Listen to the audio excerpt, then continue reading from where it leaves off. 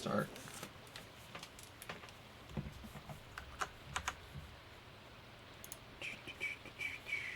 No, we don't have sound here. Okay, that's good.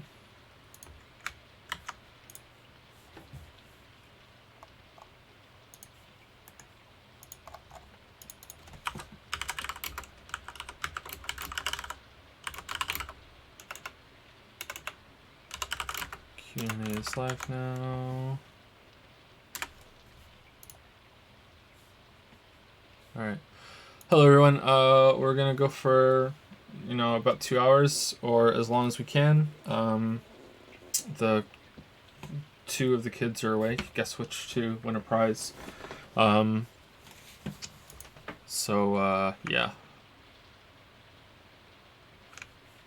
We'll do our best. There might be a baby cake coming in here soon. We're just gonna play Stardew Valley because it's, super chill game, super chill, just chill and hang out. It'll be chill, bro. How is the sound compared to me and Lily, maybe? There's no music, unfortunately.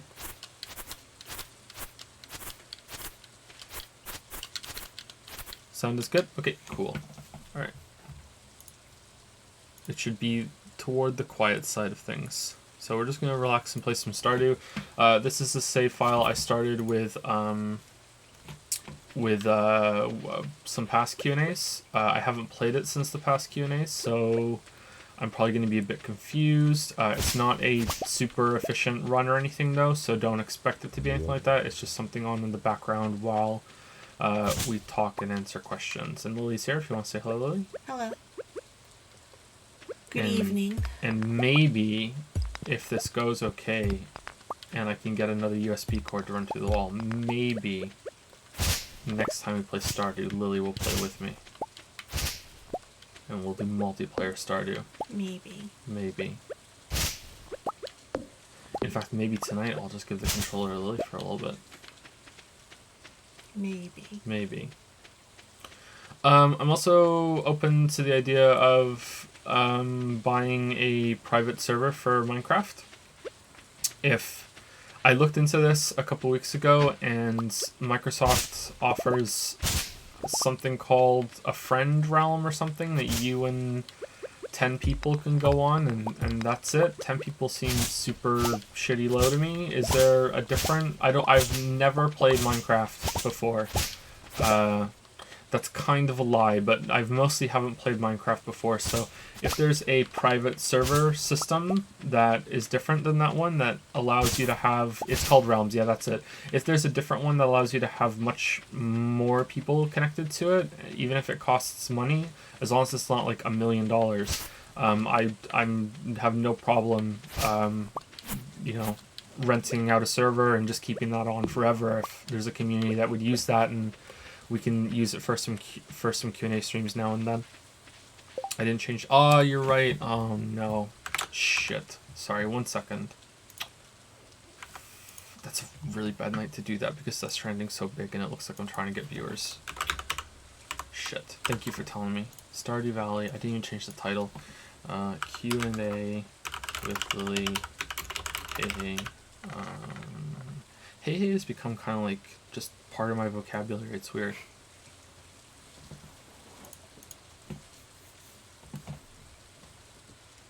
Okay, there we go. Sorry about that. Hey.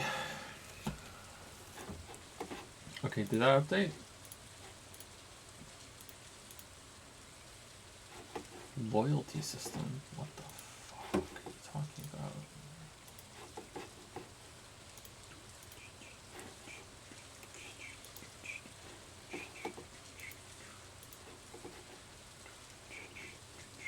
No, it didn't update. What? Oh, no. No, it's there. It says Q&A with Lili, hey, Stardew Valley. You're saying it did? It did? Okay, why is it not updating on my second computer? Oh, now it has. Alright, that took a while. I even reloaded the page. Weird. Mass Effect Wiki, why is that open? Alright, let's go.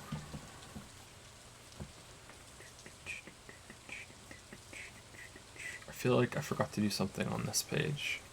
Yeah, this is the Q&A.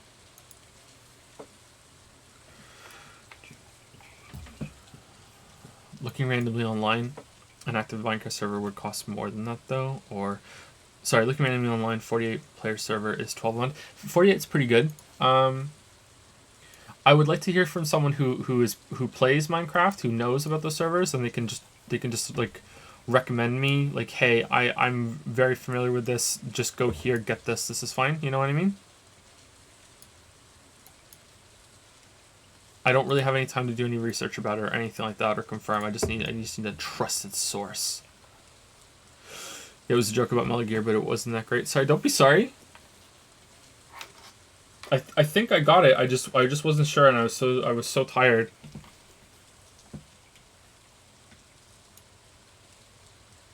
I've had jokes fail to land way more often than that, Ralph Clogs. Don't worry about it. Okay, so this is the Q&A. So if you're unfamiliar with how the Q&As work, we have a Patreon and we have Twitch subs, and we allow Twitch subs to ask questions for the first time this Q&A, kind of over 6 or 7 streams. We usually host them one every weekend. Usually it's on Friday, but if it goes well tonight, maybe we'll switch over to Saturday. We'll see. We're not married to the Friday date. Are you? Like, we're not.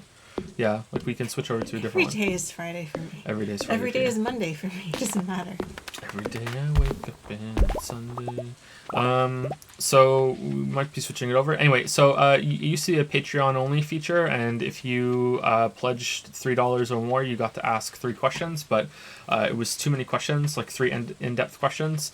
So we put it down to 2, and it became more manageable. And now we're just like throwing caution to the wind, and we're allowing Twitch subs to ask questions too. So if you are a Twitch sub, you get to ask some questions, but the current session is now closed. We are going to go through all the questions that we have, and then we are going to open it up again next time. There's 2 question limit for if you want in-depth answers, and you can ask as many yes or no questions as you like. And we will try and answer some questions from chat as we go. And obviously, if there's any bits that come in and ask a question, I will answer it. But I do that no matter what the stream is. So please don't feel like there's an incentive to give bits or anything. That's just part of the stream. I read out everything that comes in. So yeah, I think we're about halfway done of all the questions, and so I'm guessing there's gonna be like 3 more streams of this, maybe 4, and then we'll be opening the new session. It used to be monthly, but now we're just doing it once a week, and whenever we run out of questions, we're gonna open the new thing up. So that's the new format, and we'll see how it goes. These streams are very difficult for us to do, not because it's just late, but also because of the kids, and the kids often aren't good sleepers, so we might have a interruption at some point, or Kate might have to come in here and have some food, so they might stop at any time. So that's it. So we will we'll see how it goes. I don't know if you tried it, but the Valkyrie fights didn't give me God of War mode, and God of War New Games Plus are amazing. You should try it. Did they add new mechanics or anything, or is it just more difficulty? I haven't tried them. I haven't played New Game Plus in God of War. And just to repeat, because there's more people here now, this is not going to be serious Stardew Valley play. It's just on in the background. I am just dicking around in Stardew Valley. I'm probably going to do a lot of fishing. I don't even remember my skills. This is one that we started just for Q&As. Fisher, fighter, foraging. All right. Do we have like a chest to dump this shit in, or is it? These are our materials over here, aren't they? What are your thoughts on Red Dead Redemption 2? I don't have any thoughts on Red Dead Redemption 2. Sorry, I only played it for 1 stream, and I thought it was interesting, and it's similar to Death Stranding in a lot of ways from what I saw, but yeah. I like how your furnaces are lined up around the house there. They're not sticking out of the way. I'm always like, have to go around them. Gotta be tidy. You gotta be tidy. I'm not tidy. I'm sprawled. You gotta be tidy.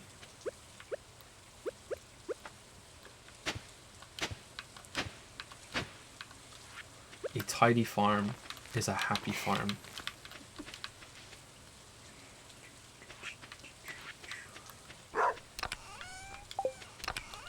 Okay, do I have like seeds here? Okay, I'm gonna put an apple in there. Alright, let's just go do some fishing. And that'll be it. You should probably find shelter from the timefall. It'll break your farm equipment. Oh. How's the Witcher 3 project going? It's going. It's difficult. It's really difficult. But it's going. It'll be done soon. It'll be done in December or January, unless I have to take a break. If I have to take a break, then yeah. But it'll be done. And then that's it. I'm never doing anything like that ever again. I'm retiring from video projects that big. Never ever again. I was considering only doing video projects like that. Like that's it. But no. No, I'm never doing it again. I might consider doing a video project of that length if I could hire someone to help me, but they have to like live in, you know, like it has to be like an employee that is physically present and can be physically involved. The chat is on unique chat mode, by the way. I don't know what that means. I don't know what that means either. Is it that you can't say the same thing more than once? I think it was on that mode because of spoilers for Death Stranding. What compelled you to undertake such a massive project like the Witcher video? It was a vote between doing a project on the Mass Effect series or the Witcher series, and I didn't really know what I was getting into. And it's turned into this big thing over time. How do I turn unique mode off? Are there any mods here that can do that? Because they might know how to do that instantly, and then we can turn it back on when we go into Death Stranding again tomorrow.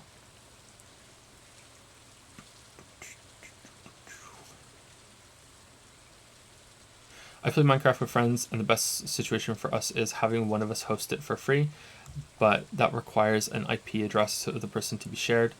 Otherwise, going for third-party free services may be laggy, but they don't not work. If you want no lag, then you may pay. I don't mind paying. I really don't mind paying for a server. I don't think it's going to be stupidly expensive, right? In my head, it's like the lowest amount it's going to cost is like a WoW sub, and the most amount it's going to cost is like what, 50 USD a month? Like, I don't mind.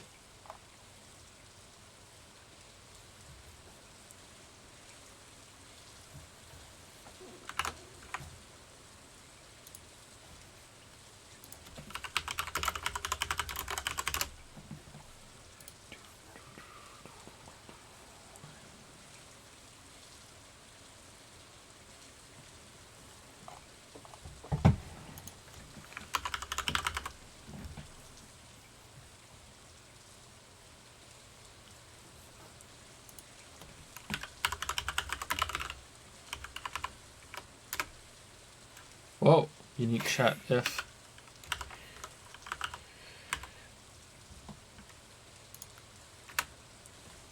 Okay, there you go. It's turned off, and we'll turn it back on next time. All right. Would we go with a mod pack for the Minecraft server? Minecraft is boring without mods. That's a really great question for someone who plays a lot of Minecraft. I don't even know what the mods do. No clue. What do you prefer between Persona 5 and Danganronpa 2? Probably Persona 5, but Danganronpa 2 in many ways is a hell of a lot more interesting. But as an overall package, probably Persona 5. It's really difficult for me to you know, overstate how interesting I find the concept of Danganronpa, especially in Danganronpa 1. Joe sounds like such a boomer in regards to Minecraft. Yep, sorry.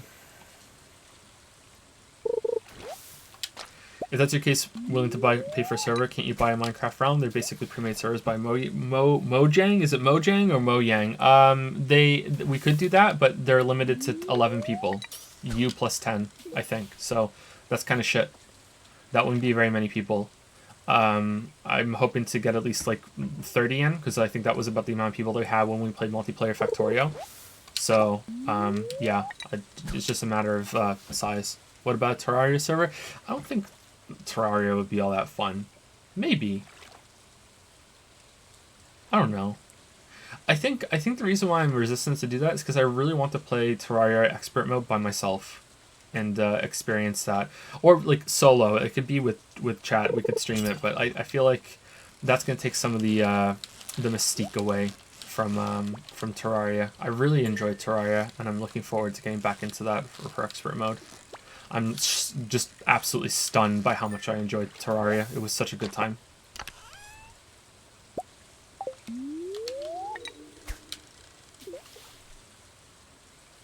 Did Sekiro meet your expectations? Mostly yes. Yeah. I had a good time with Sekiro. But honestly, Devil May Cry 5 might be better. I mean, I played Devil May Cry 5 for 14 hours? 15 hours?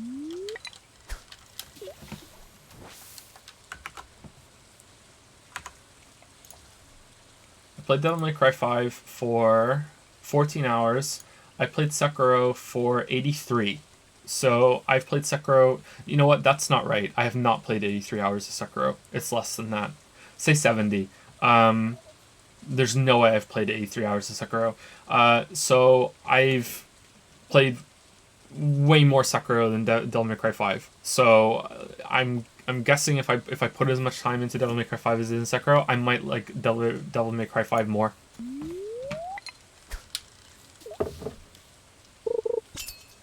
Can I beat New God of War in 7 days? I'm basically an Oh yeah, for sure.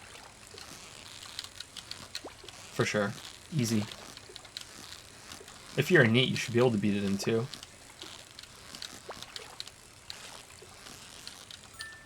Can you guys hear the controller vibrating, by the way? Okay, well, I'm going to go and get a baby. Okay. Because otherwise this formula is going to go bad and I'm going to have to dump the whole thing. Okay, go get a baby, and you can read a question when you get back. As soon as I dump it, she's going to wake up in the morning. Yeah. So. We haven't started questions from the list yet because we were seeing if the baby would have to eat or not. As always.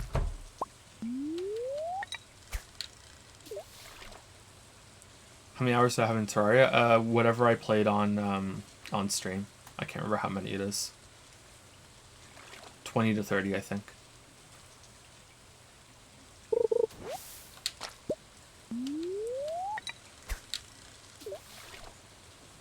Minecraft is great without mods. I disagree with Mod Lover. What's his name, Mod Lover?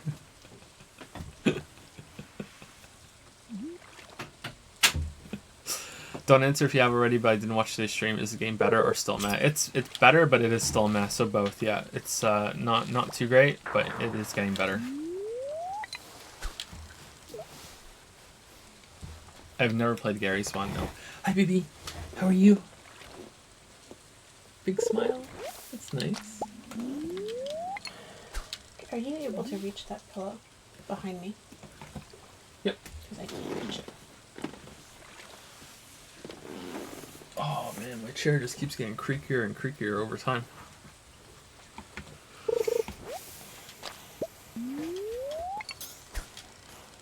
Who's your favorite character from the Witcher books and why? No spoilers if past Baptism of Fire.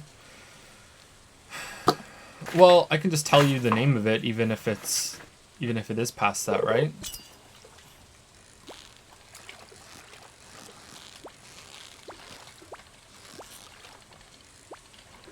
I don't really think of things in that way, but probably Regis. Probably. I think I'd go with Regis.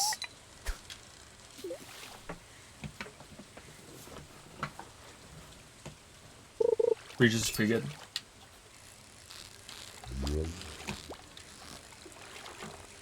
Regis is also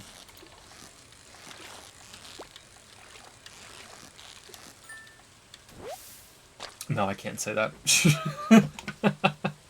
I can't say that. Never mind. Okay, so let's get into it. Thank you, before we get started, to Idiot Savant and Keyar Sohn for when we or Keyar's one for subbing between the Death Stranding stream and the stream right now. Maybe you're still around. Thank you. Thank you, Master Hated, for the 2-month resub. Thank you very much. Wow, Death Stranding looking really good. Heard the game was a walking simulator, and I guess you walked a farm, so it makes sense. Yeah, sorry, we hadn't switched it over yet to Stardew. I hope it's permanently fixed now. Oh, man. Thank you very much. 2 months in the Cringe Cafe. Thank you, Nadja, for the 18-month resub with Kojima Lover 69. That might have been funnier than Yusuke Lover 69, but it would have only been for that one playthrough. Thank you, Nadja. 18 months in Pout Patrol. You get the Pout Patrol. Does Kate have a distinct personality yet? I have no clue how babies work. Kind of. There's like distinct between babies. You know? Would you agree? Yeah. Yeah. She doesn't want her bottle now. You don't want your bottle? She cried for it and she doesn't want it now. Aw. We'll see. We'll see. What's the most anticipated game for you currently? Probably Silksong or Will of the Wisps. Thank you, Ghosty Son, for 50 bits. Hi, Joe. Hi, Lily. Been playing Crosscode because of your thought of that game? Your thought of that game? My thoughts? Oh, okay. And I've been loving it. Thank you for that. Since you're playing a lot of roguelikes, have you considered playing Nuclear Throne? I've read quite a lot of good comments on that game, and it's free on the Epic Store this week. I already have it. I've played it a little bit. I didn't really like it. It felt kind of off. I think I read afterwards that it runs at 30 frames per second instead of 60, so it felt a little off to me, but maybe that's not true. And there was just, I felt like I could die way too fast. So it felt like the Gungeon Isaac equivalent of Spelunky to me. And I just not really a big fan of dying that quickly when it's also a roguelike, but I only played it for about an hour, so I'd probably like to try it again and see. Are you interested in The Last of Us Part 2? Yep, very interested, but it's not my most anticipated game. It's probably in the top 10. Thank you, MVP Tricked Out Horo. That's a cool name. Can't take that back. For subbing with Prime for the first time. Welcome to Prime Time. Welcome to the Secret Weeb Society. Is Twitch profitable compared to YouTube for you? Would you consider going full Twitch maybe? So I can't tell you exactly how much we make on each platform, but I can tell you that it used to be that Patreon was half of YouTube and Twitch was half of Patreon. But that's not really the case anymore, and all three of them are closer, not close, but closer to parity. Around equal, like, but in the very generous way of looking at it is equal, if that makes sense. So yeah, if I would go full-time Twitch, I'm pretty sure it would be fine. But I would overwhelmingly likely cancel the Patreon and just close the Patreon if I went full-time on Twitch.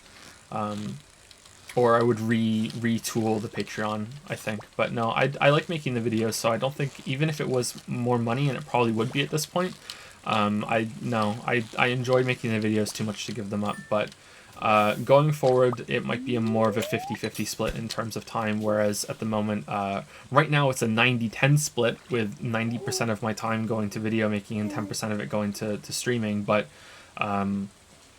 except for this week, of course, because we're playing Death Stranding quite a bit. But in the past, I think it's been about 70-30, with 30% of my time going to streaming and 70% of my time going to video work. And as we go forward, it might turn into 50-50 split. After the Witcher video is done, I might just stream for a couple months and not do any video work as a vacation from it, because I don't know how I'm going to be when the Witcher video is done. But I don't know how I'm going to feel, and I don't know what's going to happen. So it might be a 50-50 split. I don't know. I'd like to poll the community at some point in the future and see. I'd probably poll them on Twitch, and I'd like to ask, how many of you prefer do you prefer the YouTube videos, or do you prefer the streams? It used to be a lot of people would get very, very angry at me for streaming, and I still feel that sometimes. I still feel like the hate, like, why are you streaming when you should be making videos? But at the beginning, there were a lot of people that were very vocal that they didn't like that I was streaming. And now I feel like it's switched for quite a few people, and there's a bunch of people that are like, I would prefer it if you streamed than the videos, because it's just way more content, It's a different kind of content, but yeah, so it's difficult. I feel like I'm serving like two masters, and Patreon just makes it kind of even worse, because it's kind of fuzzy. It's like there are people who've pledged on Patreon for the streams. So it's like, okay, well, how many of them are there? You know, like I always felt before whenever I was streaming that I was like letting the patrons down in a way because I wasn't doing like full on video work the whole time.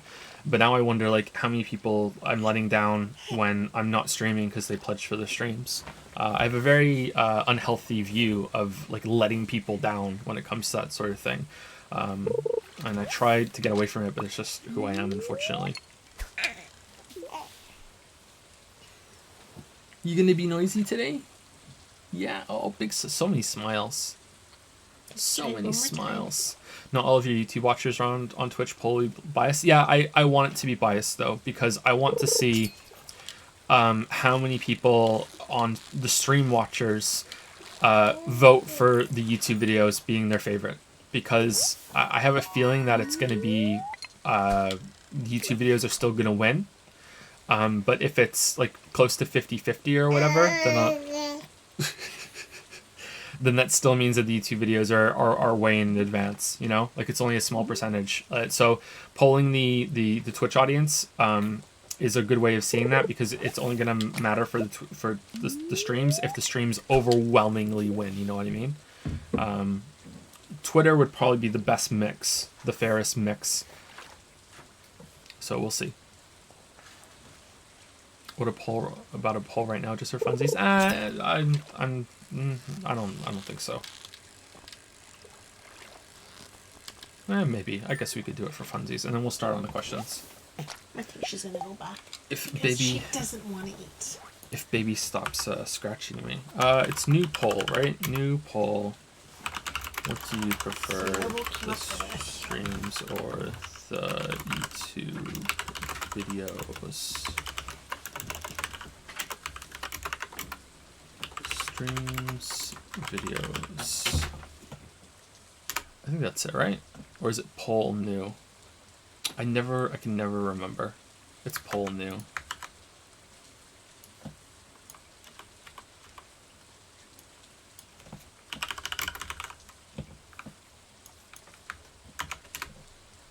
You always fuck out. Yeah, I really do.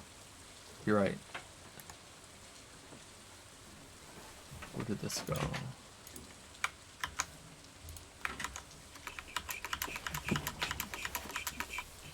Sorry to spam it, because then it's easy to click on. Actually, I don't need to do that on Q&A streams because chat doesn't move as quickly as it does in the other ones.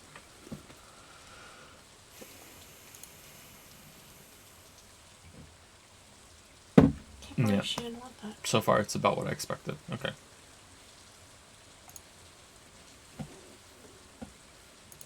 USD 48 for a 300 max Minecraft server on a site I found. Are there any issues with Scalacube chat?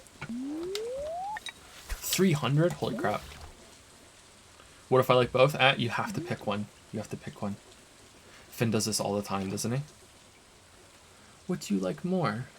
Do you like strawberries more or grapes? Both of them. Lily, I have been researching eye makeup for work. Could you ask Joe which he thinks is fake? Clear mascara, mechanical eyeliner, or eyeshadow? Eyeshadow tattoos, right? That's what it says? Oh, tattoos. Sorry, I didn't see the last Which part. one's fake?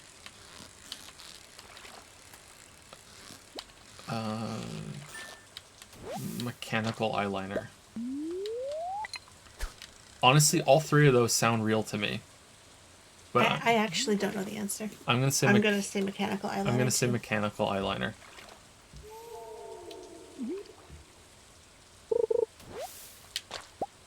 I'm not voting because I like both for different reasons. I feel like I can't say real preference. That's fair. Yeah, abstaining is fine. Oh, really? They're all infected? They're all real? Yeah. Pound on my chest. Donkey Kong.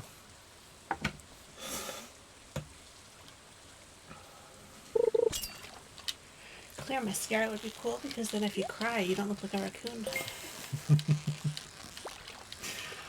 Okay, let's move on to the first set of questions. I think we're going to start with Twitch today, and then we'll move over to Patreon.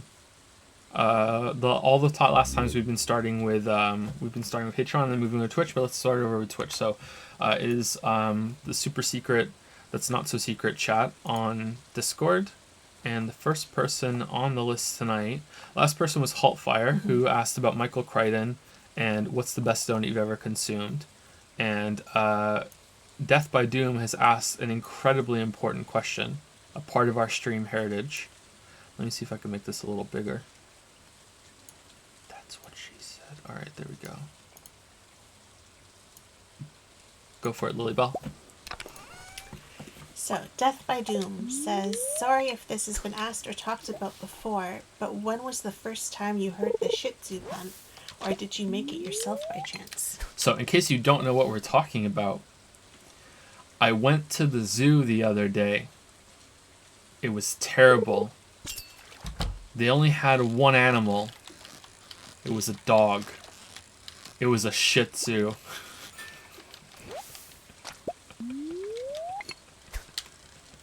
So that's the Shih Tzu pun. Okay, so this has been a part of the stream for well over a year. The first time I ever heard it was from a friend in a World of Warcraft guild, and it's kind of funny that it's linked to another part. You know, another regular thing that's brought up on the stream. Well, not regular, but every so often. It was Weeaboo Bill. Weeaboo Bill was the first person who told me that joke, and I don't think he made it up. I think he said that he heard it somewhere. But he's a really funny guy, so he's capable of making something like that up. But I don't think he made that one up. I think he was told it. So yeah, it was it was the source is Weeaboo Bill.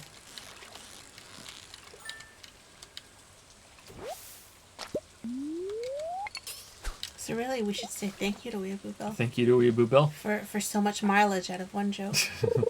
Yeah. Oh, we're dead. Oh no. Has Finn taught you nothing? Oh no. Oh wait. Okay.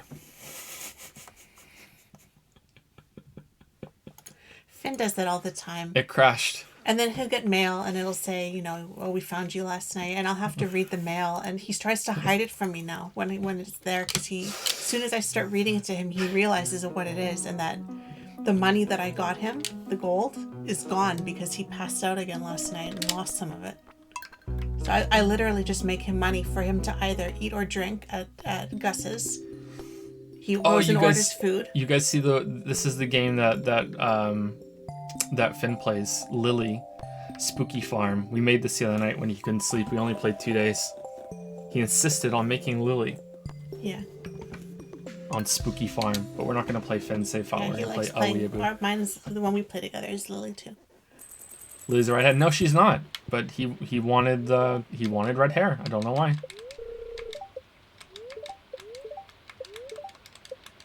He wanted red hair.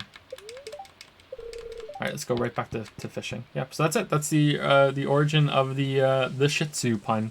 Death by Doom. The other one that I said during the Katana Zero stream, that was pure made up by me. I was so proud of that one. So that was a Joe original. I'm almost Joe blonde. original. I'm kind of blonde, yeah. I'm somewhat blonde. I'm blonde at heart, but I'm more like a mix right now. Someone said they picture blonde. Mm-hmm. In an ideal world, I would be blonde, but I have really dark hair, so it seems that they are having trouble getting blonde. Looks pretty good right now. It's like a caramelly kind of. Looks good. It doesn't look bad, but I wouldn't say Looks way it's better blonde. than it did before. Yeah. She really messed up your hair. Yeah. But that's Moncton for you, eh? Mm. Oh, anyway, who's the next person on the Twitch list? Is it just red? It's like V, red, V. Yep, I think it's just red. Yep. Just wanted to start off by saying that I discovered Enter the Gungeon from one of your videos and bought it on sale. It sat in my library for months before I played it on a whim. I was so surprised by how much I enjoyed it, clocked 200 plus hours, and unlocked Gunslinger. Damn. I was so confident in how good it was that I bought it for my brother and one of my friends the next day. They both loved it. Anyway, don't know if this is long or not, but I remember you offhandedly comment in a live stream that you don't understand how people like racing games, and in the God of War video you said if you're crazy and your favorite series is a racing game, I'm very passionate about cars and racing games, so it always bugs me a bit when I hear people say this. So I'd like to ask, did you actually mean that? If so, were you referring to motorsport and or street racing games, i.e. Forza, Need for Speed, or racing games as a whole, including games similar to Mario Kart or Burnout? Could you elaborate more on those statements? Sure. Yeah, I didn't mean it. I just thought it would be funny. Sometimes I just say shit because I think it might land. Like hating on Sonic fans and stuff like that. And, you know, if you pick Bulbasaur as your starter, then you're a Sonic fan, you know? Like, just to see if something lands. And sometimes it does, and it's like, oh, that's really funny, and sometimes it doesn't. Yeah, I am not a big fan of racing games, especially the more serious ones. But there have been some in the past that I enjoyed. Mario Kart and Burnout, the two you mentioned, I played them quite a bit. More Mario Kart than Burnout, but Burnout was really, really fun. There was a old PlayStation 1 game called Destruction Derby or Destruction Derby. I think it's Derby. That was really, really fun. But you can see the trend that it needs to have something more. It can't just be just straight racing. It needs to have something in addition to the racing. You know, Burnout has that crazy arcade kind of speed. Destruction Derby has the just like the crazy crashes you can get into. That was just so much fun. And Mario Kart has all the power-ups and the creative courses. I was really into Diddy Kong Racing when I was younger too. And for a while I thought that was better than Mario Kart 64, but as I got older I realized that, you know, no, it's not.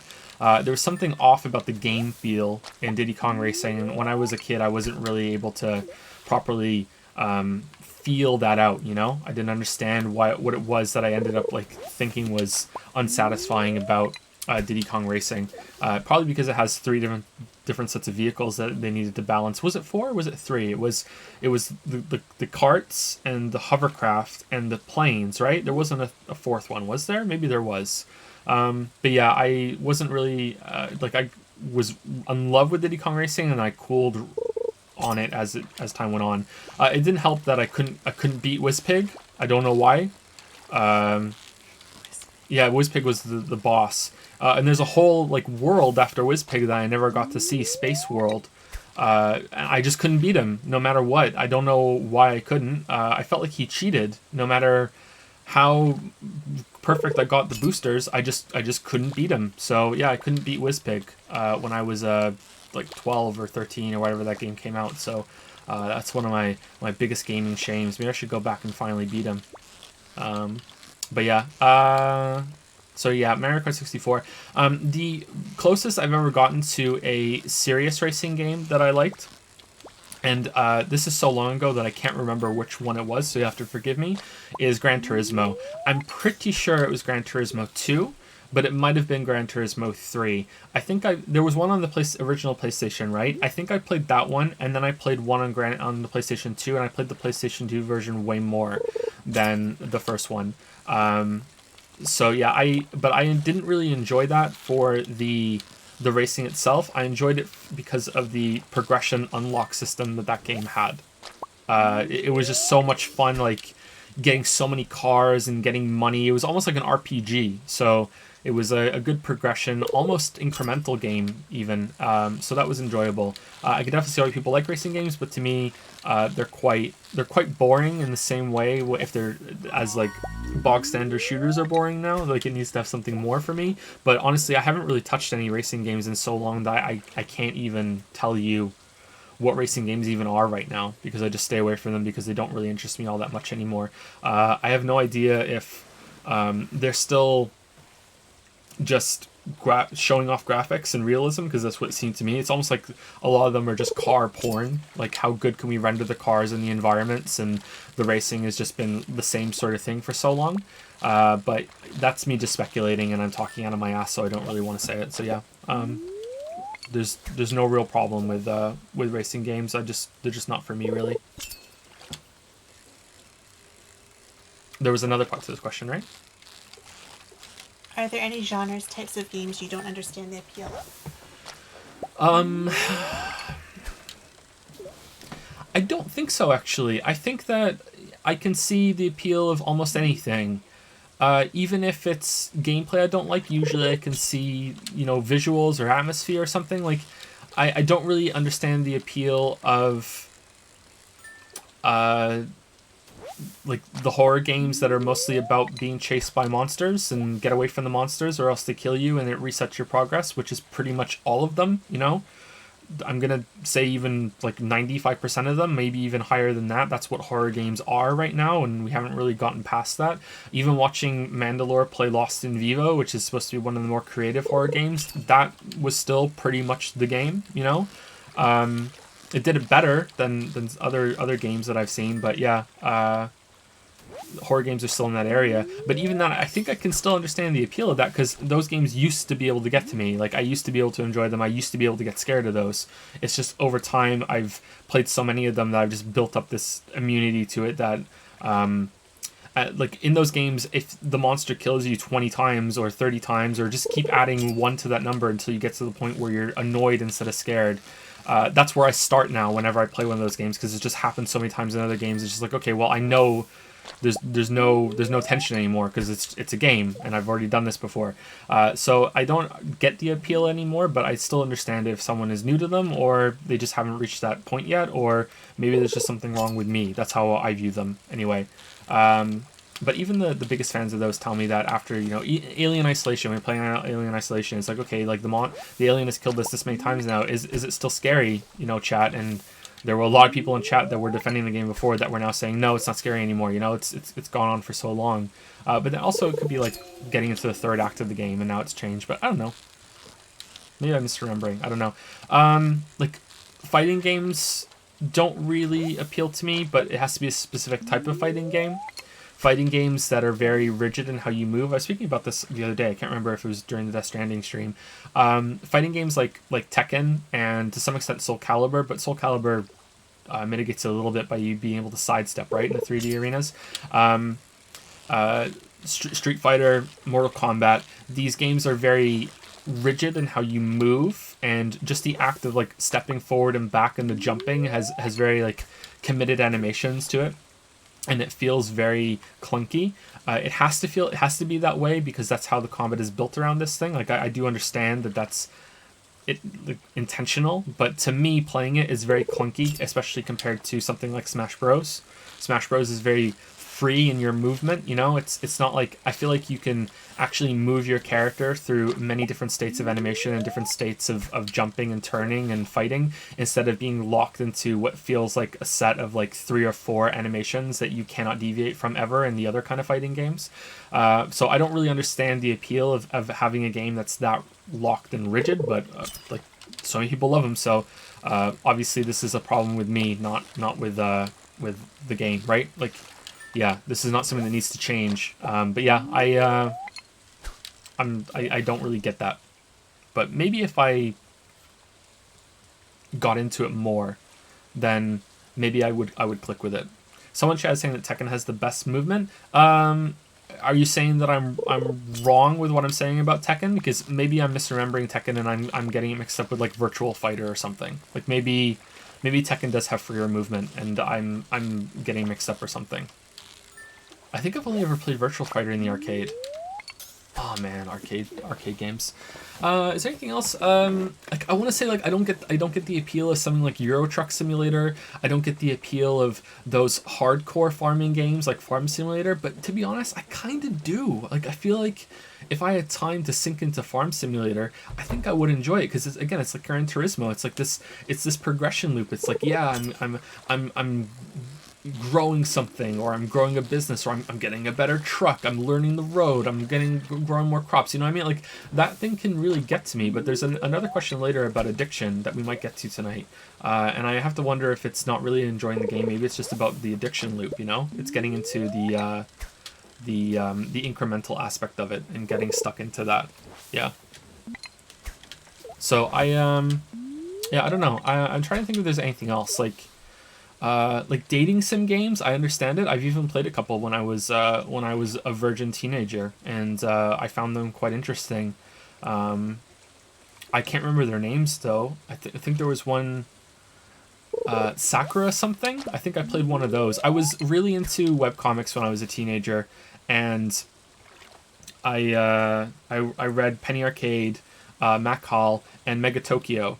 And Mega Tokyo had Pyro. Pyro's the artist, and Pyro's really into dating sims. And I was like, what the fuck is a dating sim? And I looked one up and I played it. Yeah, it had porn in it. It was like, yeah, there were porn scenes.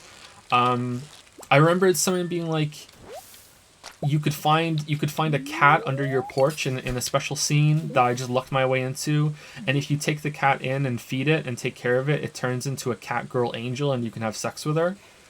That's the most distinct thing. I think it's Sakura something. I'm not sure what it's called. I think it was Sakura.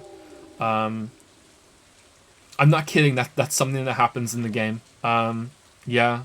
I played that one. I think there was another one I played too, but I can't really remember it.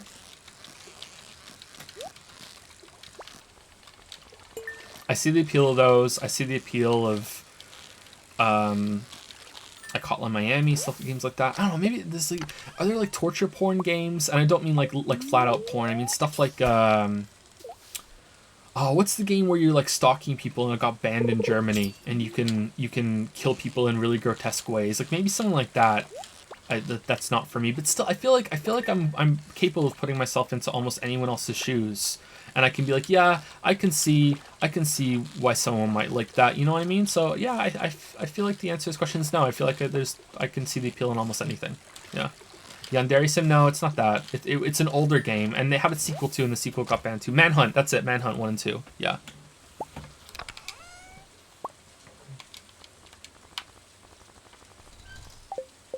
Like I told you guys before, I unironically, straight up, not lying, I played Monster Girl Quest, man. I did that. Morbid curiosity got the better of me. I saw that on 4chan one time, and I was like, okay, I'll play this. Dating sim, Sakura something? I feel like it was something about cherry blossom, Sakura blossom or something. Like, maybe it wasn't Sakura.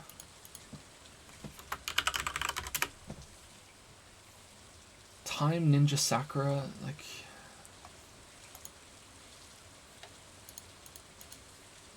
Saku Love Blooms with the Cherry Blossom. No, it's not it. This was a long time ago.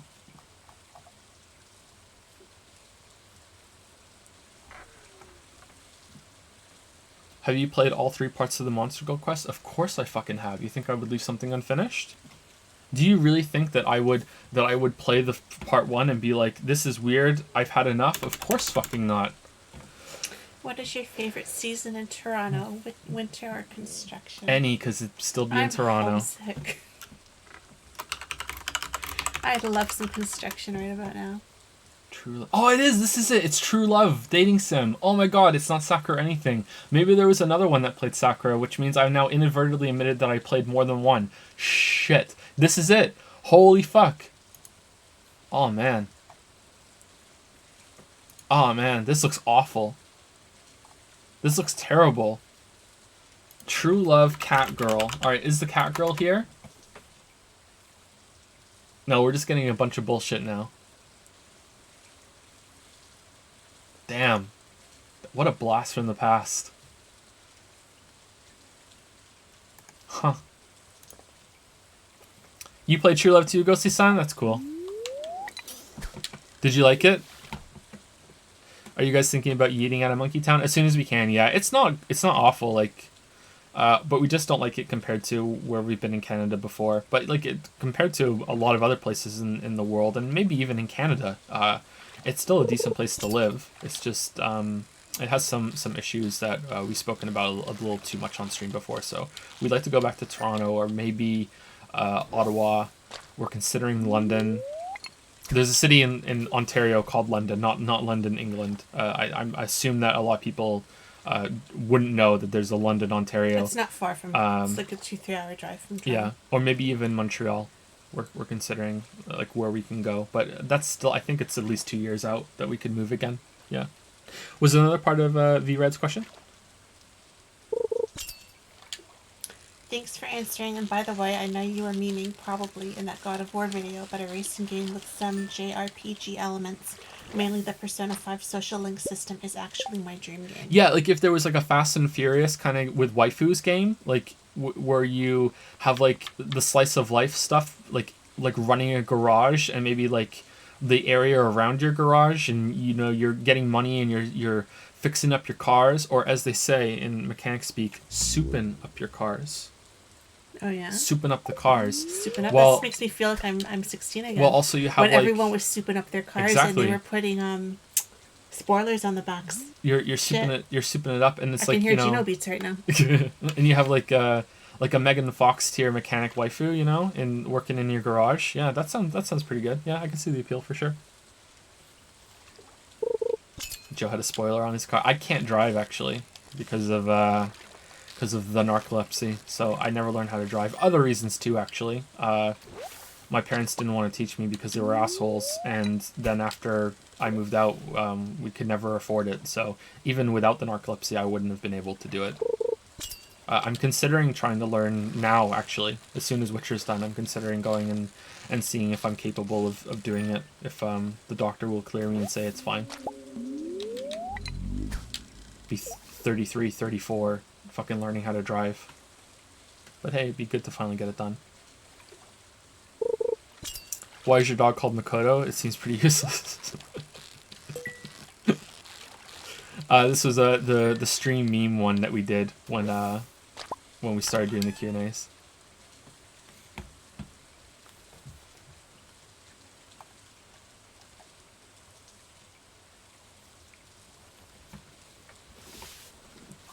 I was using this to say fighting games are like speed chess plus the DMC combo system. Yeah, I can definitely get into that. It's just the movement feels too clunky for me to get into. You know, like when you play a game, like there's different kind of games you play, obviously, and sometimes you play a game and you just moving the character around and you're just like, yeah, I'm just really getting into sync with this, you know. It feels natural. I can move the controller and the character does what I think I want it to do. You know, that sort of like connection with the game that you can get in like most games when you pick them up. And then you get when I play Smash Bros for the first time, that's how I felt. But when I played Street Fighter for the first time, Mortal Kombat for the first time, and when I played them for the first time, it was like way before Smash Bros. Like I remember playing Street Fighter 2 in the arcade, for fuck's sake, when it was new. You know, when there was a fucking Street Fighter arcade cabinet in like the corner store. You know what I mean? Like it was just there. I never had that immediate like click moment with that. It was always kind of like, this feels really awkward to control. I don't like the character isn't doing what I want it to do, you know what I mean? So that's why I feel that way about those kind of games compared to Smash Bros. Melee, but I'm sure it's fine. I forgot all about those. And the convenience the stores. Cabinets? Yeah. The arcade machines, you would usually have like one or two of them in the store. Did you ever go to an actual arcade? There was one in Cedar Mall. No, not unless we were on vacation. Do you remember going to the movie theater when you were a kid and they used to have arcade machines in the movie theater? Yeah, but we never went. They still did actually. Remember? But they do, yeah. Yeah, last time we went to the movies, 15 years ago, they had arcade machines. I'll take Finn to Chuck E. Cheese so bad. Oh, he'd have a blast at Chuck E. Cheese, wouldn't he? I could put him on my shoulders and he could throw the basketballs. Oh man, he would have so much fun. I could teach him how, when the tickets come out of the machine, that you grab hold of the ticket as tightly as you can into the thing and you kind of wiggle it out a little bit more, and you get an extra couple tickets. Although I'm sure those assholes have developed like ticket cutting mechanisms now, so you can't do that anymore. Lili, what game is the most confusing for you to see Joe do well at? Celeste for the fluid movement, Dusk for the first person shooting, and Twitch shooting? Bloodborne for the difficulty in dodging. And to be fair, Joe, what is a talent Lili has that you are jealous of? I think Celeste might be one of the hardest things I've ever seen him do. Because of that little darting movement that he does back and forth, and how he knows how to bounce off certain parts that don't have spikes, and like, it's like he's like a fluid ballerina monkey. Like, you know, darting all over and bouncing off things and going for that little, what is it that you go for? Is it like a little cherry or something? Strawberry. Little strawberry, and like knowing how to do it, and yeah. It's first person stuff, I get really sick, so I probably just couldn't play that period, like no matter what, even if I wanted to. I need a bucket if I was gonna play one of those. But Bloodborne, I might like to try Bloodborne sometime actually. Bloodborne is more my kind of game visually. So yeah, Celeste. You should play Bloodborne. Maybe yeah. I will one day. I think you beat Bloodborne. Lily's gonna disagree with me on this, but I'm jealous that or envious that Lily is much more naturally charismatic than I am.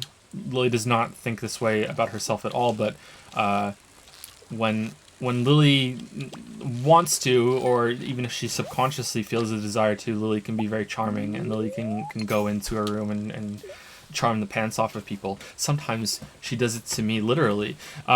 So she has that kind of ability that I don't. But for something that isn't a talent, but an affinity, Lily is very beautiful. She's very good looking, and I'm not an ugly person, but I'm not a good looking person, especially not compared to Lily. So I'm a little envious of that too. But it seems like the kids have inherited more of Lily's looks than mine, so I'm happy about that. So yeah. That's sweet of you. Thank you. I need to get. Oh shit! I'm gonna die in the game again. And that's even without mechanical eyeliner. Mechanical eyeliner, exactly.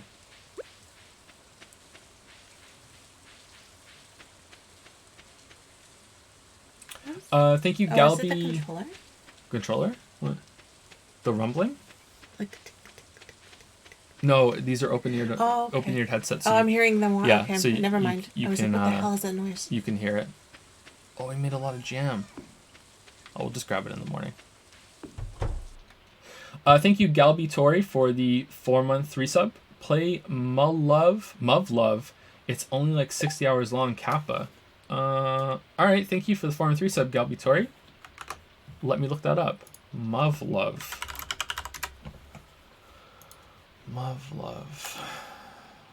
Oh, it's on Steam.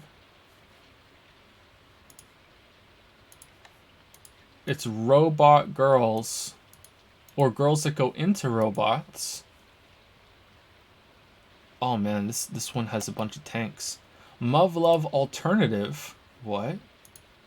Playtime's over. Time for despair. Experience the definitive version of a masterpiece in the Muv-Love trilogy's thrilling conclusion. Note, therapy not included. What? Do your waifus die? Oh man, what's wrong with me? I'm looking at this and I'm like, wow. The production values really went up from Muv-Love 1 to Muv-Love 3. Just from the screenshots, I'm like, wow, they really got their shit together.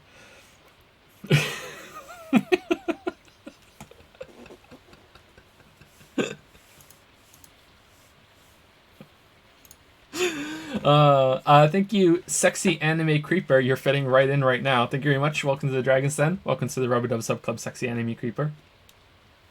Welcome to the Weeb Society. No secret for you. And the Waifu Warehouse. The Waifu Warehouse. And thank you for... Sorry, welcome to Weebs R Us.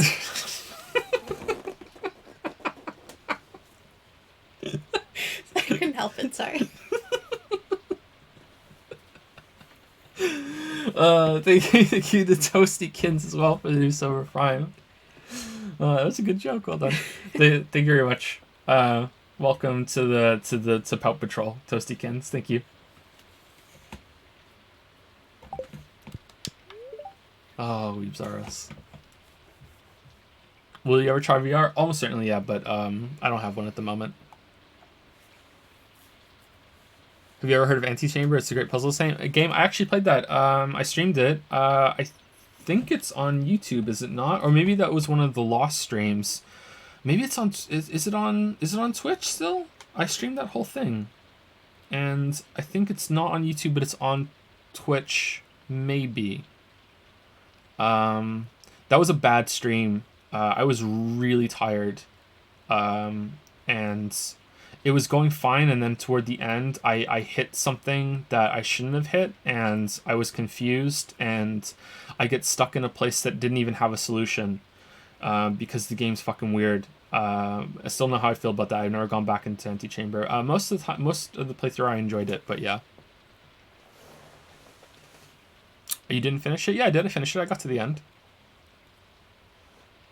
Is there, like, do you mean I didn't 100% it? Because I would believe that, yeah. But I got to the end. Not on YouTube, but it's not on Twitch. Damn, why is it not on YouTube? Maybe I lost that recording. I could still put it on YouTube, right? Will you highlight any more Twitch VODs? Not sure. Not sure. Not really prepared to talk about that just yet. That's one of many, many things I'm behind on at the moment.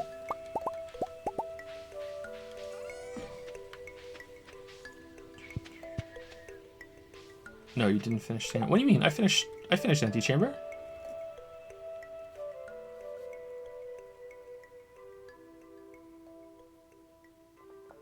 I didn't finish Antechamber? Are you sure?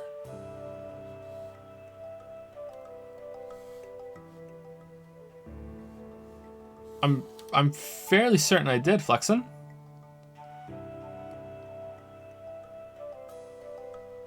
Name 3 of its albums.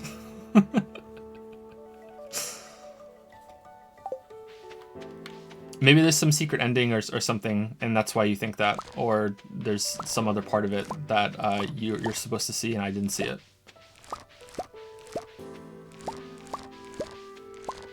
Let's harvest this corn. Anyway, who's the next person on Twitch? It's the water guy. It's the water guy.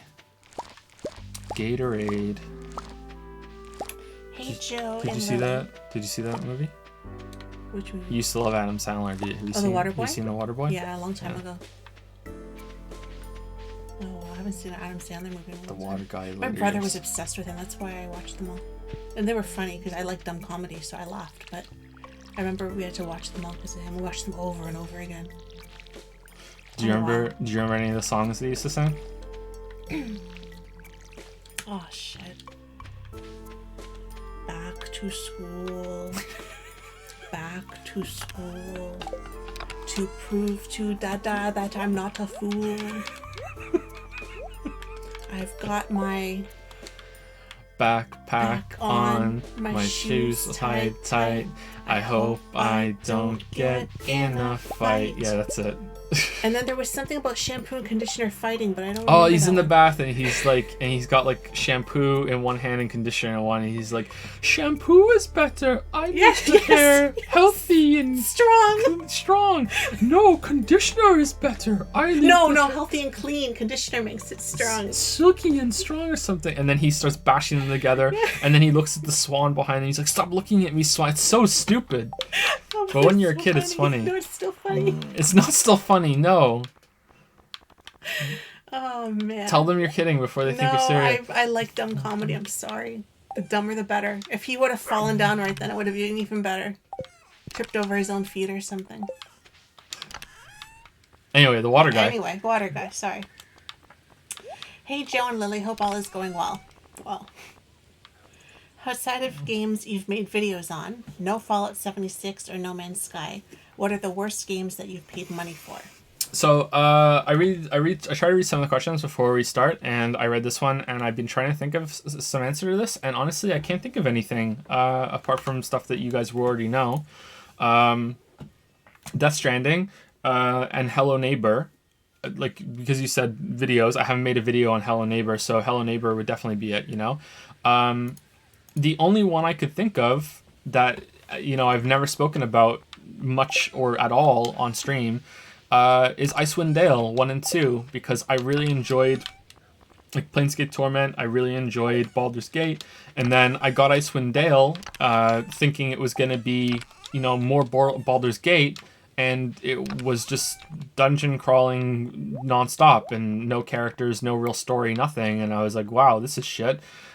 So yeah, that would be the only candidate. I went through and I googled like worst games on PlayStation 1, worst games on PlayStation 2, Xbox 360, PlayStation 3, Super Nintendo, and 64, and like all these games were like, yeah, okay, those are pretty bad. I've heard of them, but I didn't get them. I didn't play them. So I guess when I grew up, it's like I chose what games I was going to get very carefully. But that probably doesn't even apply to your question because, those were gifts when I was a kid. And when I had, resources to buy the games myself, with Icewind Dale, Icewind Dale 2, that sort of thing, I was so choosy because it was very difficult for me to get a game that I rarely ran into any problems. And if something was really, really bad, I just wouldn't get it. So I don't think I have an answer. Death Stranding is not that bad, by the way. I don't know yet, so yeah, I'm just making a joke, but yeah. I can probably tell you games that I was really disappointed by. Maybe Deus Ex Invisible War. Maybe that would be one of them. That was really bad. Devil May Cry 2 I rented. I didn't even buy it, but now I have bought it with a trilogy, so technically, I could answer with Devil May Cry 2. But yeah, I didn't buy it. I just rented it. Does renting count? If renting counts, then stuff like, sorry Lily, Mario is missing, Yoshi's Story, those kind of things. If renting counts, Yoshi's Story is goddamn terrible. We were speaking about that briefly earlier. I hated Yoshi's Story so much. Devil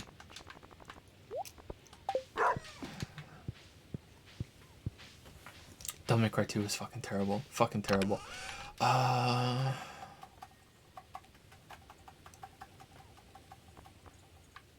Oh, here's one that would be surprising, or here's two that would be surprising. I think that the original Super Nintendo Star Fox is just a shit game. It's terrible. Star Fox 64 is fantastic. It's great, but the Star Fox on the Super Nintendo is just fucking terrible. It doesn't run well enough to even function as a game for me. It's fucking awful. Yeah, Yoshi's Story. Sorry, Yoshi's Story is really bad. Yoshi's Story really bad. Getting over. No, I like Getting Over It. Getting Over It's really good. Sorry. You go against Mario is missing, but you like fucking Getting Over It. Yeah, Getting Over It is great. Yeah, what's wrong with Getting Over It? Getting Over It makes me mad. There's a little fucking pogo stick. Did you ever play Super Mario RPG Legends 7 Stars? Has your dad humor? Yeah, I played that. That was good. I'm trying to think of anything else that I played like that.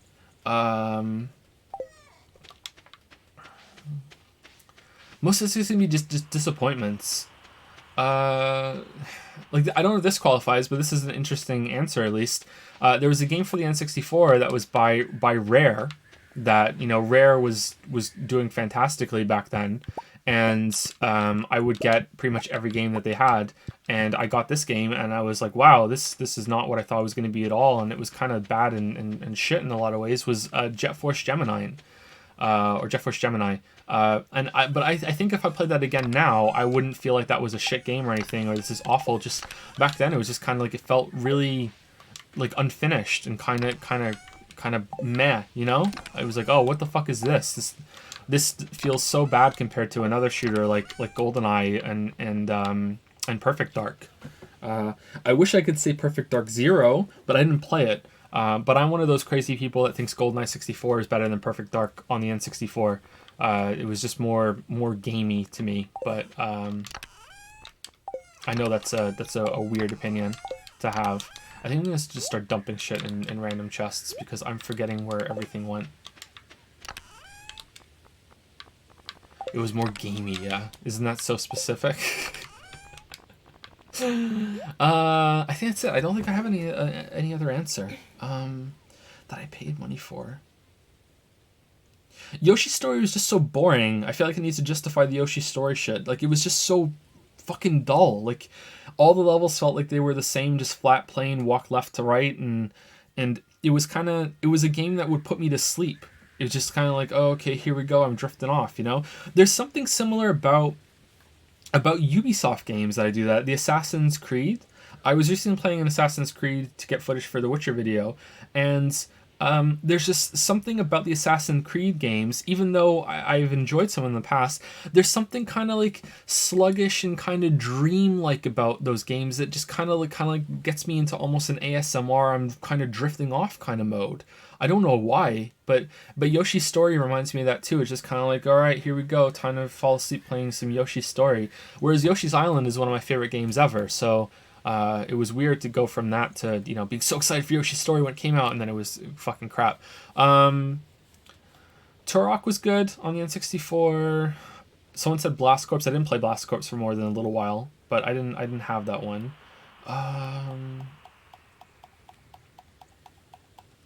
Yeah, I think that's it. Sorry.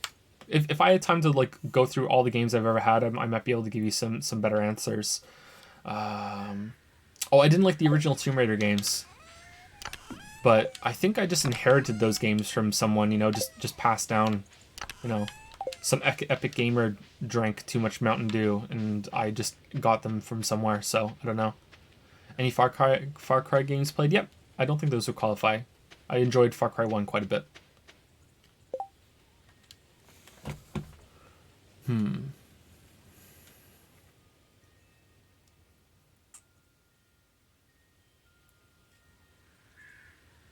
There's some games I recently got for the Switch, and by recently I mean sometime in the last year. Some of those were pretty bad, but I can't even remember their names. But that would just be picking on some indie devs, so I don't want to say that.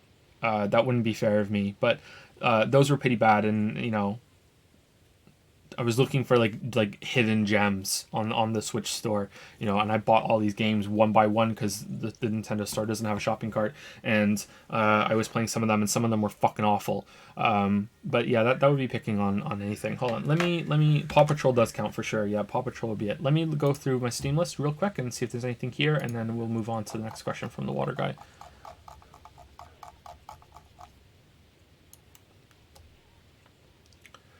Country roads take me home. Oh, here's one. Okay, this actually counts. This is a hot take too. Damn, it's gonna fire on all cylinders. Mass Effect 3. And I'm serious. Mass Effect 3 was so terrible, I couldn't play it. I couldn't finish it. I played it for a couple hours. I've spoken about this before. I played it for a couple hours, and then I gave up because it was just so fucking terrible. I could not stand it. Spoilers for Mass Effect 3, there's a big galactic war going on, and, you know, it's really, really time sensitive, and, you know, oh my god, time to go look for fossils, time to solve some, you know, love triangles. Oh no, our friend that was only in number 2 for like 5 seconds might be dying. Oh no, better fucking sit around and cry while tens of thousands of people die every single second that we're just sitting here doing fucking nothing. Like, I could understand it if you were having these conversations while the ship is in transit and there's just literally nothing you can do, but yeah, I couldn't get past it. So yeah, I gave up on that. And maybe I've never played it again since. What else is on my list here? I don't think I'm gonna find anything.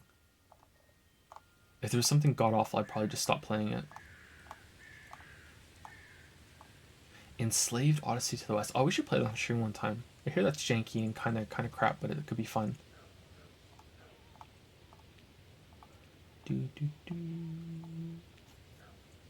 Graveyard Keeper was really disappointing, but I wouldn't say that was awful.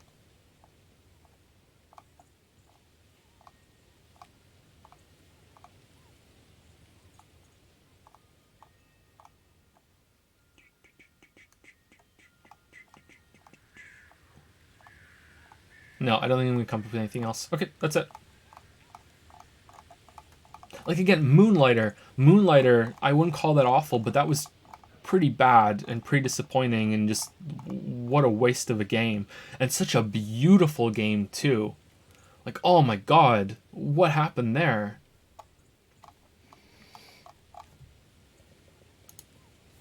Anyway, okay. What is the trend in games you're most excited to see grow, and which one are you most excited to see die out?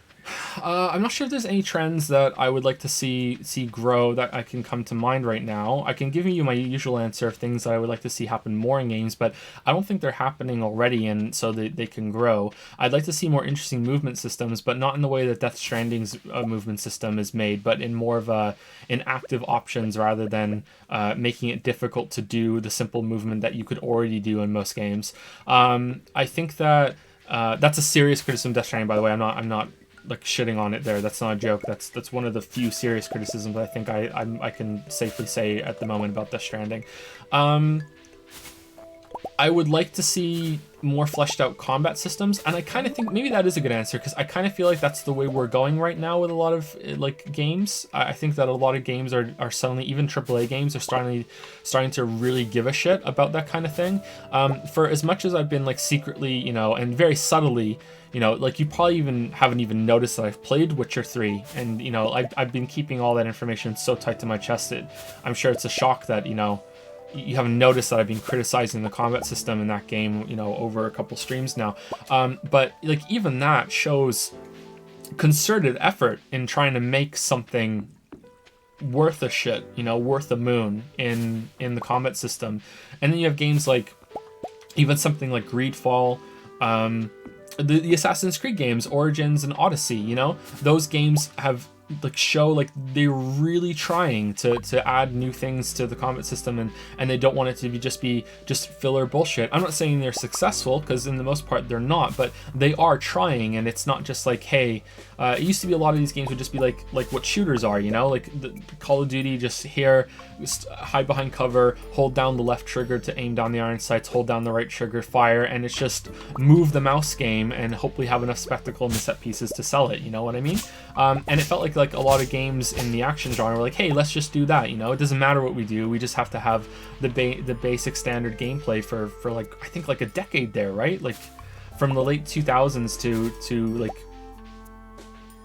mid 20 teens or something. I don't know where I would set those dates, but I feel like in the last couple of years, a lot of games have started to wake up and are trying, not succeeding, trying. So I like to see more of that, and like the epitome of that would be like God of War 2018, which is just like holy shit, like for a AAA game, that combat system is really, really good. So it's like, oh man. I shouldn't say it for any game. That combat system is really, really good. That's a good combat system. It's not Devil May Cry 5, but you know, it's really, really good. So I like to see that, and more chances being taken. That's why I'm trying to hold off on criticism with Death Stranding. You know, like it's trying something new, and I think it's worth exploration. That's why I'm so interested in playing it. You know, what if this goes somewhere? What if the first 20 hours are kind of dull and tedious because there's a point to it? Like, what if there's like some artistic expression that's being made here, that there's like a slow burn that we're getting to something interesting. Like I'm not saying it's going to be successful, but it's interesting still. Like I really want to see it through and see what happens, you know? Same with like Red Dead Redemption 2, for all the problems Red Dead Redemption 2 has, like from my very limited time playing it, but also just seeing people talking about it, like it's almost a niche game, you know what I mean? Even though it's so popular and it's trying to appeal to so many people at the same time, and it is so wildly successful, it's still so weird in how you play that game, and all the different kind of like uncompromising decisions it has toward like I'm not sure if immersion is the right one, but I'm gonna say it for now, again, in my limited experience, you know? I want to see more of that. I want to see more chances, and I think that we're seeing that a little bit more now in the AAA space, and now the AA space that's appearing and becoming more prominent, and also more things being done with movement systems and combat systems that aren't just hair filler, you know? I would really like to go back and see what era I would say is just the combat filler time, and maybe it was Dark Souls that was like a big part of pushing that awakening on people, you know? But linking to Dark Souls, the other part is like, what do I wish would die out? I wish the Souls-like would kind of go down a bit. I feel like there are enough Souls-likes, and the way that game dev can take a long time, I'm sure that we haven't seen the, you know, the end of the boom for the Dark Souls-like boomers. There's going to be quite a lot more before we run that well dry, you know? As much as I love Neo, and I hope to love Neo 2, and I enjoyed Code Vein and all this other stuff, I feel like we're not going to get there, you know? Like it's not going to be worth it, and we're going to get really sick of this kind of combat system that has nothing added onto it if we haven't already. So I would like that to die down a little bit. I don't want it to go away, but I would like it to die down a little bit, and let's move on to something different. And also the obvious example would be microtransactions, or the obvious answer, microtransactions. I'm really tired of I'm really tired of paying for a game and then having to pay even more to get the full experience. I'm even more tired of freemium titles that it's like, oh, or really low price titles that you end up paying way more than full price because they kind of like lure you in with the free or lure you in with like the low price, and then suddenly, you know, to get all the things that a full price time would have, you'd have to pay like $200 to get all the different armor sets and stuff. I don't typically care about armor sets, but there's still something cool to find, you know. Yeah, stuff like Path of Exile, I feel like is greatly diminished by having so much of the coolest shit locked behind microtransactions. But it's also kind of ridiculous. You go into town and it's almost like the designers are stuck in this weird kind of awkward position of they can't make the regular armor look good enough because then people won't be incentivized into buying the microtransaction stuff, but the microtransaction stuff has to look so crazy over the top that they have to have it like glowing visual effects and shit, and everyone looks like Warhammer, like even 40k, even though it's a fantasy thing, you know. Like you go into town and everyone's like fucking Power Ranger Gothic style, you know. Everyone looks like they're going to a Halloween party where they're trying really, really hard to have the most spikiest costume. So it's a bit disappointing that there's no middle ground, because then people won't want to buy all that stuff, you know? That's really disappointing to me. The other thing I don't like, and I'm disliking more and more as time goes on, is early access.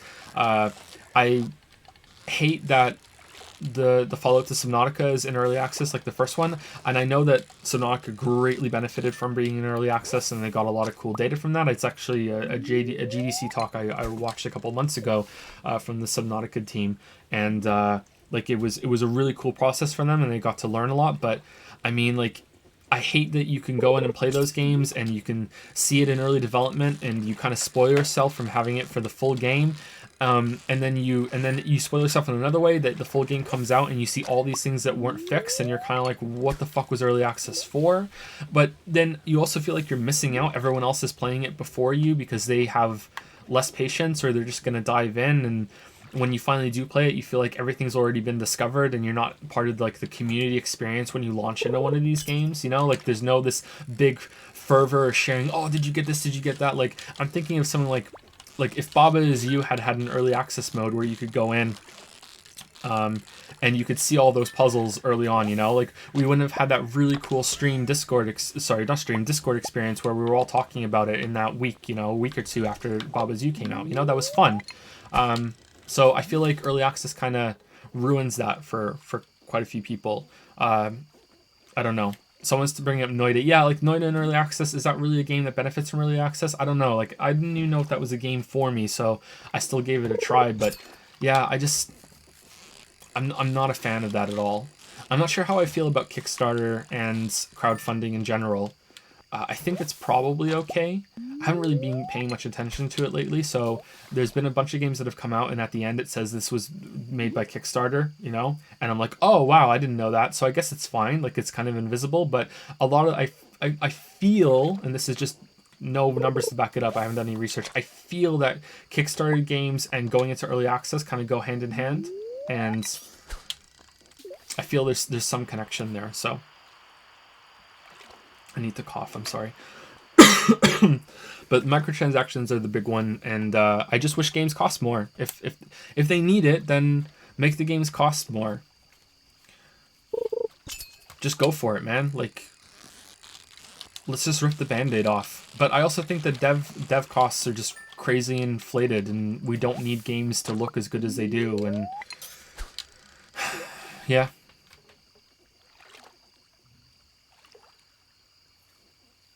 Are there any other gameplay things I wish would die out? Probably inventory management that has no place in inventory management. XP systems that are very thoughtlessly included. I feel like that's the new one now. Thoughtless filler combat systems were the thing for a while, and now we've got like thoughtless RPG mechanics with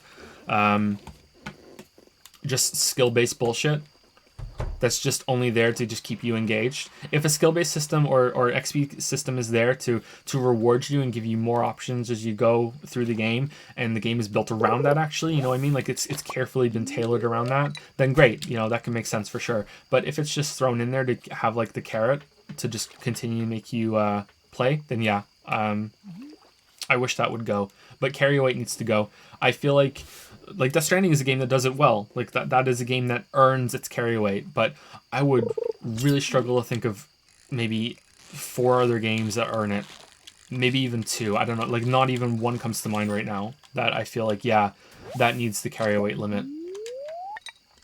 I think a good way of figuring that out is, can you think of any game that would benefit from having a carry weight limit imposed onto it? And sure, you might be able to think of 1 or 2, but like, even this game, why the fuck does this game have a carry limit? You know? Anyway, that's it. I think Water Guy had a quick question and a question for you, right? Yep. Have you played Uncharted: The Lost Legacy? If so, what are your thoughts? Will you make a video on it? I have not played it. When I finally do, I might make a video on it, a quick one maybe, but the Uncharted videos didn't do all that well compared to the big one with Last of Us in it. So I wonder if that's because the length of that one is so big, or maybe it's because everyone just wants to watch the Last of Us part. I have no idea. Or maybe it's because I split the Uncharted 4 videos up. But, you know, it might be worth it just to do it anyway. Yeah. I'll see. If there's enough for me to talk about, then I'll do it. But if there isn't, then maybe I'll just throw it in like a quick section at the end of the Last of Us Part 2 video, if I have enough to say on that. But I can't imagine how I couldn't have enough to say on Last of Us Part 2.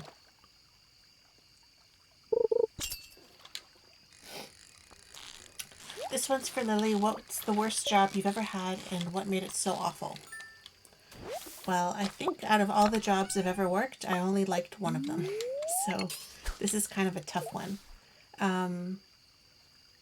There was my very first job where the manager was kind of a pervert, and he used to always try to drive me home and get me to go down to the basement and organize clothes. It was in a clothing store.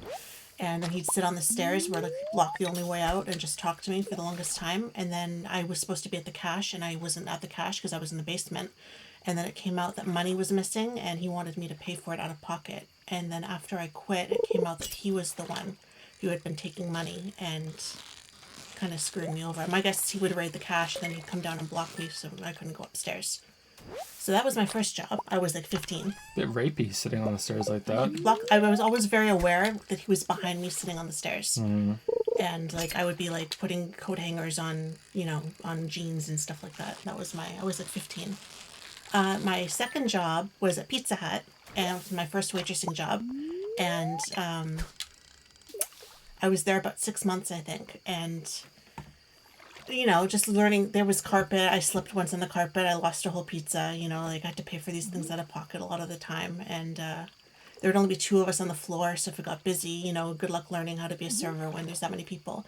But I left around the time that one of the managers accused me of giving away free dipping sauces because it would inflate my tip, which I never did once. And I kept thinking, if I was going to steal dipping sauces, like, why would I stop at dipping sauces? Why wouldn't I, like, raid your drinks or something like that? So I left after that one. Then I was at another place for about a year, and then I left, and I was working at an Italian restaurant where you had to wear a tie and a dress shirt, and it was very fancy. I had to carry a wine opener in my pocket and, you know, pour the wine on a tray. It was all very spiffy, and I was totally out of my league, but I learned. And they were kind of pervy too when I think about it now. They would have their friends come over. There were 2 brothers. They were like in their 40s, and I was in my 20s at the time, so they were quite a bit older than me. Neither had ever married. The servers would flirt with them and like throw themselves at them, but I don't know if they were actually doing any of them or if it was just like a flirting thing or not. I don't know. I was in school at the time, so I was very much going to school during the day and just studying during my breaks and working there at the same time. So I was there about 6 months too, I think, before they let me go. With no notice, they let me go. Like, it was fine one day, and the second day it was like, just don't come back. But they would have their friends over, and like, you'd be done your shift at like, say, 10 o'clock, but they closed at 11. And they would expect you to be there till like 1 a.m. They would just expect you to, like, on your own time, just serve their friends, and you know their friends would come and drink, and you would be expected to And God forbid if you said you had to go or, you know, you didn't want to stay. They didn't like that at all. They just wanted you to stay and be their free server.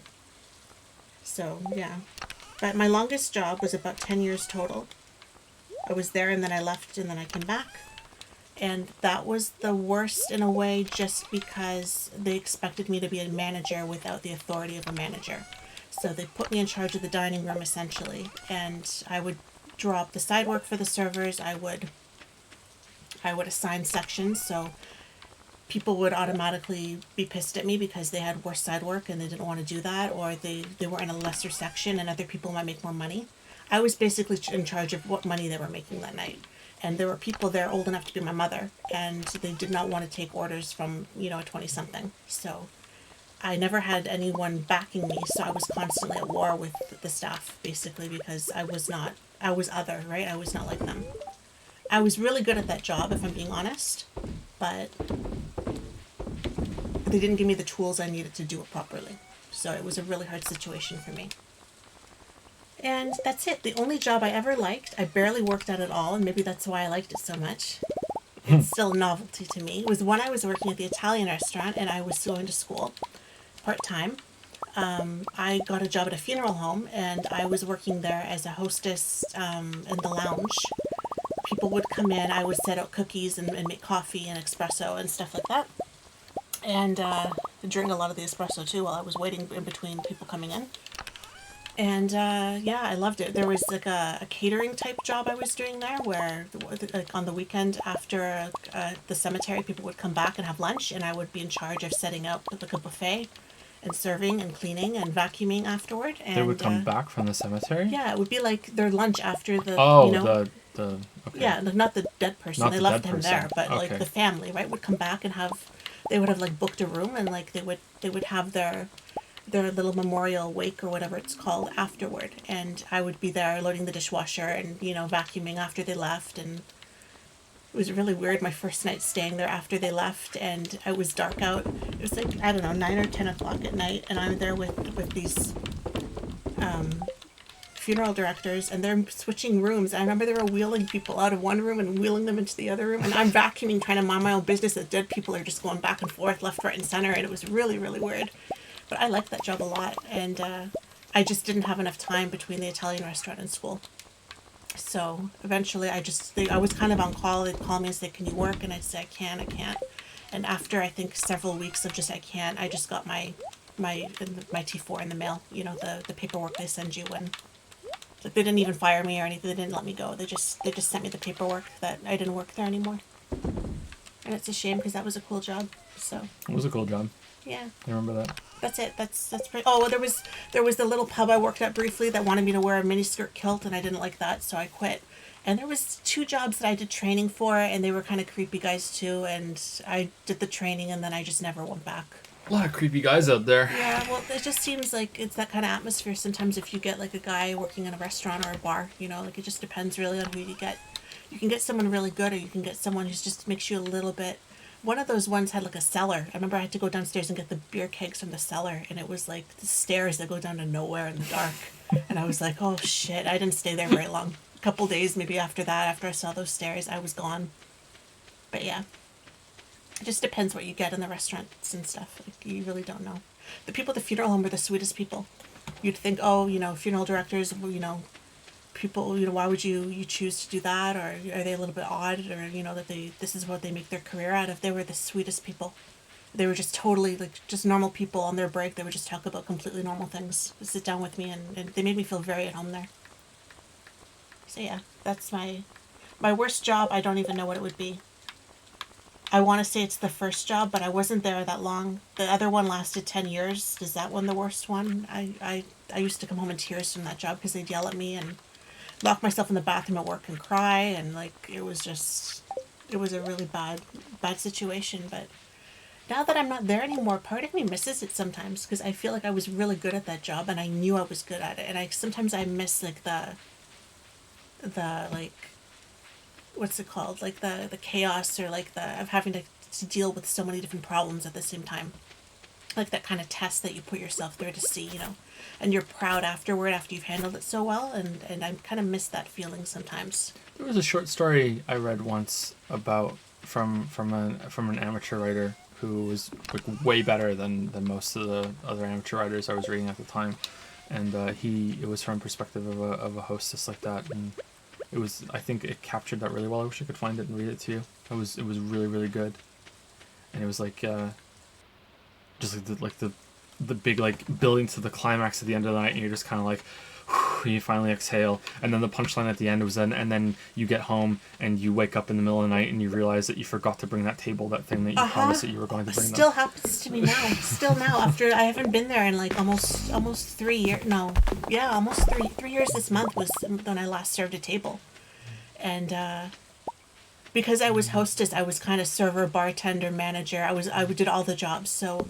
There would be days where they weren't expecting a lineup, and it's like Thursday night, and well, shit, there's a lineup out the door, and we've got 6 servers on the floor, and 2 are supposed to be done, and they don't want to stay, and the manager's running food, and I need a martini, Lily, and it's like, well, shit, there's a lineup, I have a wait list, clean that table, and me doing it pregnant sometimes too, because I had Finn and Leo while I was working there, and so here's me with my 6 months, belly running around. And yeah, there's still times now like you'd be done, and afterward you'd be like dripping with sweat by the time you were done all of this, and you'd be so proud though. There was something so like, well, fuck, I managed, like maybe I didn't do it great, and maybe people are pissed with me, or maybe it wasn't as handled as well as it could have been, but I did it all by myself, like I juggled all those things, and you could be really proud, especially stuff like Mother's Day where like you had a wait list the whole day. I was really proud sometimes of after those times that I kicked some ass, Like, is Mother's Day universally like the worst day for restaurants? It's different days, different places, but I don't know. Father's Day was never so much, but Mother's Day always was. It usually rained on Mother's Day for some reason. It was like that rainy May weather. Is it universally? Like, do you guys in restaurants, do you get a lot of business? Mother's Day was the busiest day of the year for us. Like, everyone worked Mother's Day. That you could not get out of Mother's Day. Mother's Day is surprising. You spend holiday. For someone who hasn't been able to watch the stream, can you summarize your thoughts on Understanding? I can't really. It's an ongoing process. It's okay. I'm finding it quite tedious. It's like, yeah, not sure. Please lower game volume. The sound effects are driving me nuts. Sure, I can lower it. It doesn't really matter if you guys can hear this one or not. Thanksgiving, really? That's interesting. I'm from a very different culture, so no judging or anything, no means to offense. Is working at such a young age over there normal? I would say yes. Yeah, a lot of people.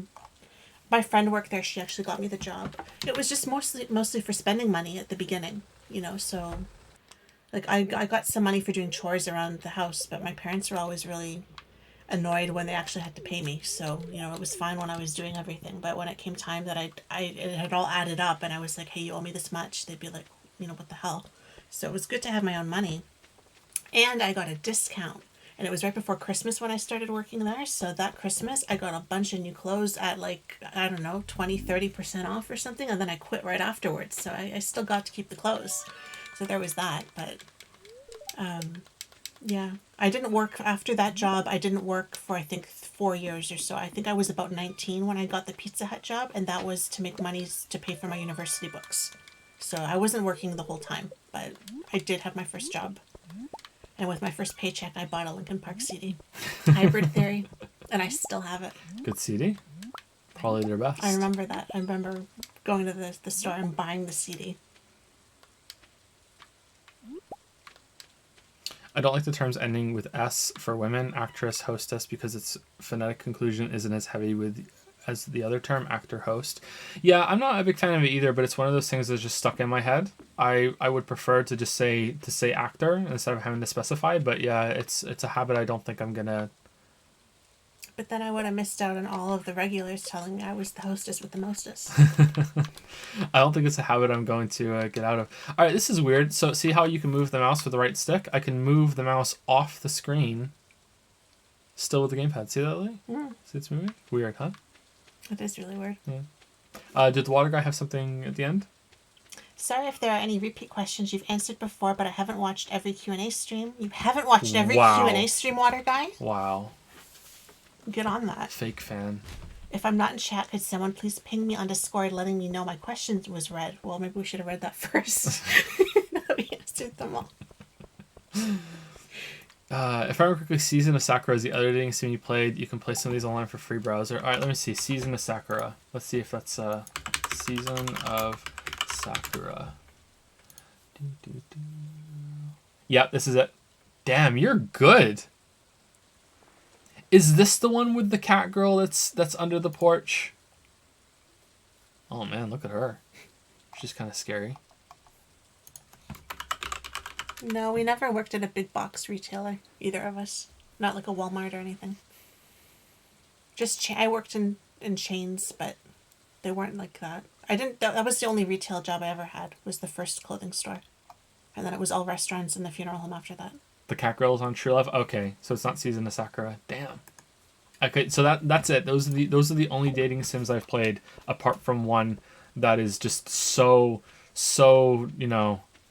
such a display of debauchery that I'm never ever gonna tell you what it is. Like, no matter how much you say tell us, I don't care. There's nothing anyone could do that would make me tell you this other one that I've played. I am never saying it. But yeah, that's it. Poor water guy just got pinged like 3 times. He asked for it. You pinged the shit out of him. He asked for it. Euphoria? No, I don't think I've heard of that one. I have heard of Katawa Shouju. I think I played that very briefly, and that's it. So I guess I'm a liar. There's another one I've played, but I didn't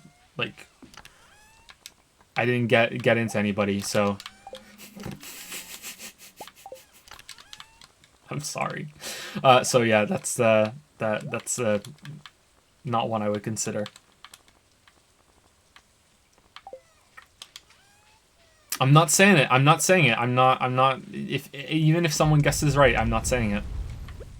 I will never. I'm taking it to the grave. Really? Man, that's so weird to me. I'm from a third world country, and over here you currently can't even work as a packing boy at a supermarket if you are not over 18. You could under the table, but yeah, that's wow. That's probably how it should be. It's hard to get work because they all want you to have experience. So unless you know somebody who can kind of get you in, most of the time it's very hard to get your foot in the door. Which is why with the tenure job that I hated, it was still money coming in, and you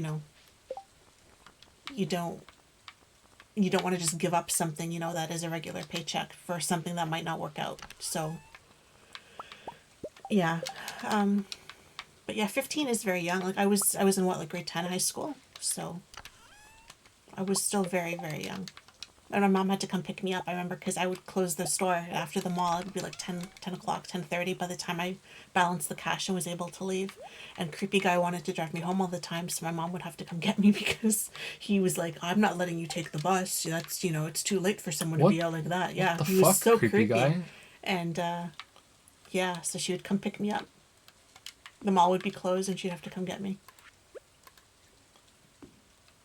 Good thing I wasn't around back then, because I would have totally beat that guy up. You totally would have. Totally. You probably could have. Really easy to say that I would do that now. I might have been able to beat him up, come to think of it, but he wasn't totally much to him, but he was still kind of creepy.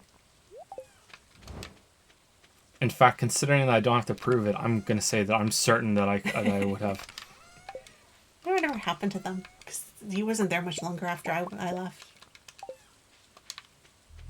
Yeah, I'm 16 and I had to apply to like 15 places to get a dishwashing job. It's really hard. I'm not gonna lie, it's really hard. And in the restaurants, people were always coming and going. Like you wouldn't see most people there very long, especially in the kitchen. The kitchen guys were always coming and going. Like they can get someone so easily. Like there's so many people beating down the door for a job. That they'll do anything, especially when they're young like that. That they can totally just go through you and move on to the next one. We don't have degrees in anything. No, we both have some university, but we didn't finish. Sorry that we got so behind on this, but thank you, Action Cater, for the 100 bits. I went to the theater today. Uh-oh. Was there a dog there?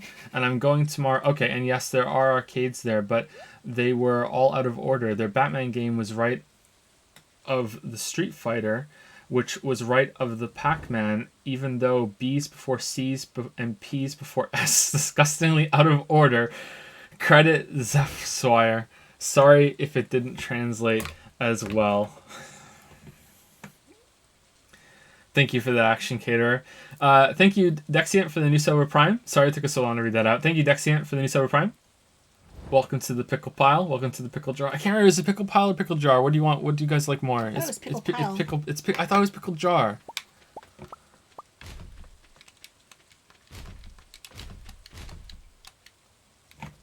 Thank you very much. Relco is using this to say Joseph Yoshi's story could help you and Finn sleep. Yoshi's Crafted World is way better than Yoshi's story. Thank you, Sam Iverson, for the 4-month resub. Hey, Joe, you used to do this thing on Discord where you would tell you their favorite game and you would destroy them. So I hope you've played this one. My favorite game is Diablo 2. Do your best. So there was this thing where anyone would just say game, and I would immediately have like a way to destroy it, and make you really feel bad about it. So Diablo, like, it would be Hollow Knight. Wow, doesn't even have a waifu? You know what I mean? Like, it would just be some joke criticism. But yeah, Diablo 2. I mean, it's all right, but it's no Diablo 3. Thank you, Ozar99, for the 20-month resub. Thank you very much.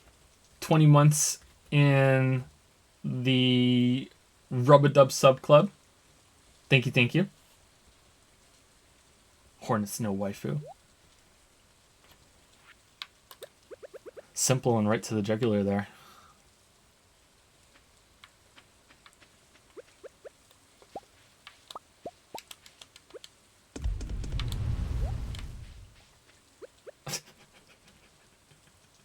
Okay, let's go to Patreon, which I think is Action Caterers next on Patreon. Oh no. Okay, there we go. Sorry, one second. Just to remind people, because like I'm playing this game very, very poorly at the moment, I'm not really paying much attention to it. I'm just kind of just walking around doing whatever kind of strikes me. I have no plan. It must be frustrating for anyone who's like a min-max Stardew Valley player or anything like that. Just, yeah, I'm just running around doing shit. Action Caterer says, "Hey Jojo Siwa," I think, and Leland, or I think it's Leland, right? Leland. I thought this ridiculous thing had stopped, but I guess not. It's pretty good. Glad you're doing well. Can see the finish line on the Witcher video and comfortable enough to stream again. I know you're a busy guy, but I recommend you try playing a tabletop role-playing game just because it is the most freeing gameplay experience you can have, depending on a game master, of course. It's one of the only mediums of storytelling besides certain video games that are in the second-person perspective, like you walk into a cavern as opposed to I or they. Mm-hmm. Anyway, my actual question, which is somewhat related, I'm currently running a tabletop game of Danganronpa for a few friends of mine, mostly because I just wanted to try making a system that would allow them to be as free as they can be, while also being in this murder mystery killing game made by Monokuma. Wait, hold on, because Action Cater is here. You're making it up, like, or is there a Danganronpa tabletop game that I don't know about? Like, you're just making one up. I think he'll answer as you go on. What was really fun about that was... Okay, he didn't make it up. Okay, cool. What was really fun about that was that they chose what their talent was, and so they ended up using their weird skills man. they picked to try and solve the murders. One of my friends decided to be a Japanese girl who was the ultimate adult film connoisseur. Connoisseur, I always say that wrong. Porn expert. And she somehow used her knowledge and skills to deduce that certain people couldn't be the murderer. And later she chose to kill someone and her skills came into play. Ooh. And that's a lot of the fun of tabletop, the fact that you customize yourself to be whatever the hell you want, and the game master, because they aren't a computer program, is able to adapt the story to fit those customizations. My question is there a game out there that you know of or have played where there's a massive amount of customization and that customization makes your experience of playing the game so much more different to someone else's experience? And no, I don't mean Trash Chan made some cutscenes hilarious. I mean beyond the aesthetics and look of a character. No. I think the closest that I've played is probably going to be New Vegas. Even something like Baldur's Gate 2, which has a lot more options, doesn't really have, like, unless you're like thinking of like more about combat, but even then I don't think that's the main draw of the game. Like all the decisions with the situations that you get into are the same or very close to the same no matter what your character is. I think maybe New Vegas might be it for me. I'm not sure if I haven't played Fallout 1 and 2. Maybe Fallout 1 and 2 are better than New Vegas in that way. Disco Elysium seemed to have quite a lot of options and a lot of decision making that you can do in that, from what people have said about it. So maybe that's one of them. But no, I don't think so.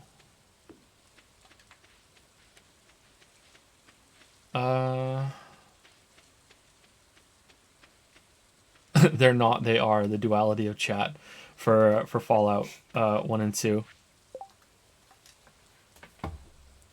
That sounds really cool, by the way. The tabletop Danganronpa game. I think I think I would enjoy participating in that more than running the DM thing. But I don't know. Maybe I would enjoy running the DM thing. I'm always kind of hesitant to say that because I feel like I would get frustrated as things don't go to plan. And the goal would be to try to be as flexible as possible as they try to derail any plans that you have. You know, the DM makes plans and the players laugh.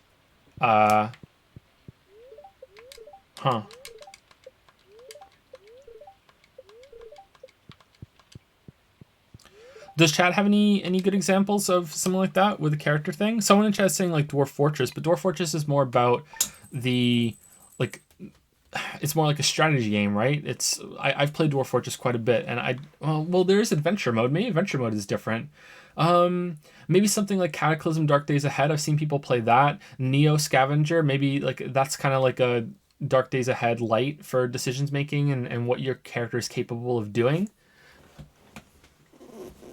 Someone in chat is saying Tyranny.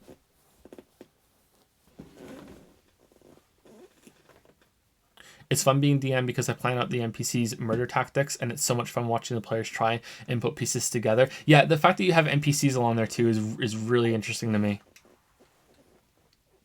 Did you say how many players you have? A few friends. A few friends. How many playable characters do you have there along with the NPCs? I'd be interested to hear about that.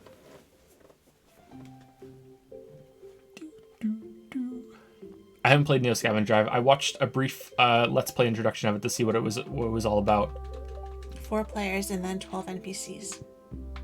That's cool. I really like that. That's a good mix. And then you don't even know if it's an NPC or another player that's committed the murder while you're in there too. Oh man, that sounds like fun. I think I would really, really enjoy that.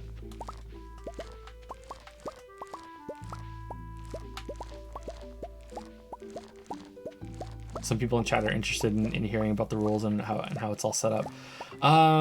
Yeah, I don't think I have an answer for you. Sorry. I think maybe that's it'd be so difficult for a game to do that, right?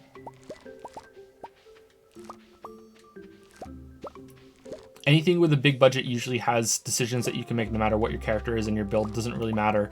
And even other games that do have, like even New Vegas is probably the first one that came to mind, but even then, like the results of those changes are quite minor, you know?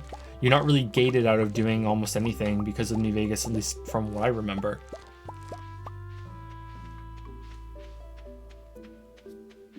Still in Sushi to play Neo. I think I would enjoy it, but I think it would take me a while to get into it. And I've always been interested in trying to see Cataclysm Dark Days Ahead. Just looks like it's a game that is quite difficult to get into again.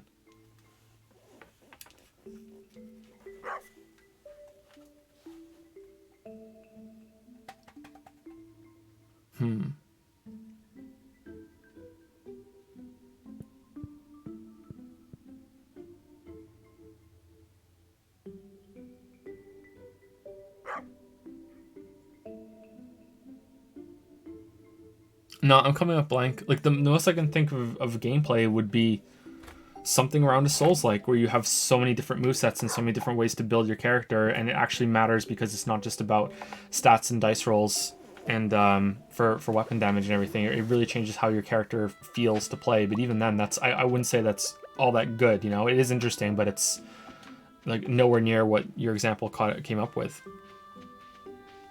You could say the same thing about Fallout, right? Well, no. Like Fallout 3, Fallout 4, All the melee weapons feel the same there. They don't in that. There's magic and spells, I don't know.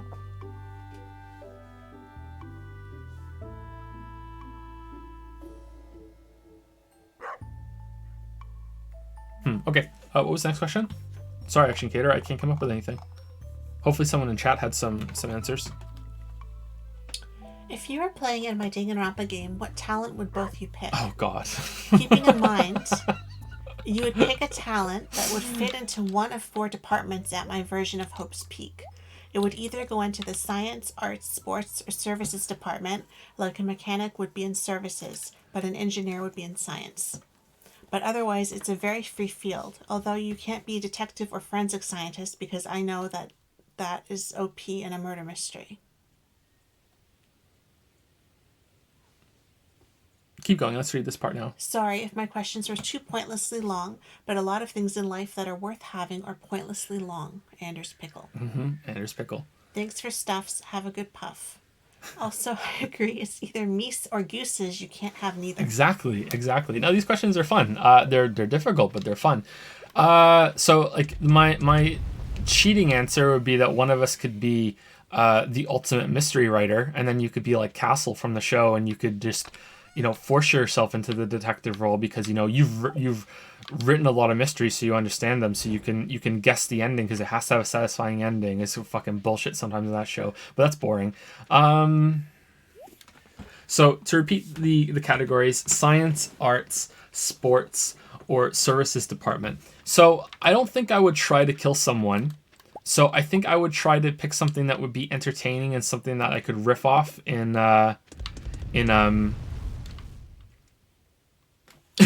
during trials. So what would be something that would have like a lot of like, I think like being so like the ultimate weeaboo would be really funny because then you could just make it all about anime references as something comes up. This is just like what happened to Goku in episode 57 of Dragon Ball Z, but it would be like I wouldn't be able to I wouldn't have the anime knowledge to pull that off, but I think that would be a funny thing to go with. Like Ultimate Gamer, like Seth BS just said it in chat, would be less like Chiaki and more about being able to make a bunch of gamer references in that cringy kind of weeaboo way. Maybe like the ultimate cringer. Where are you going with it? I don't know. I don't remember this part of Danganronpa. Everyone has like their own ultimate ability, so like Aoi was like the ultimate athlete, and Sakura was the ultimate martial artist, and one of them was the ultimate detective. Another one was the ultimate baseball player. So they don't really have any like not necessarily like a mystery purpose. Yeah, it's usually an athlete doesn't have any more capability than. No, they do. It's just like an athlete would be able to pull things off. Sometimes it is used in the murder. Mm.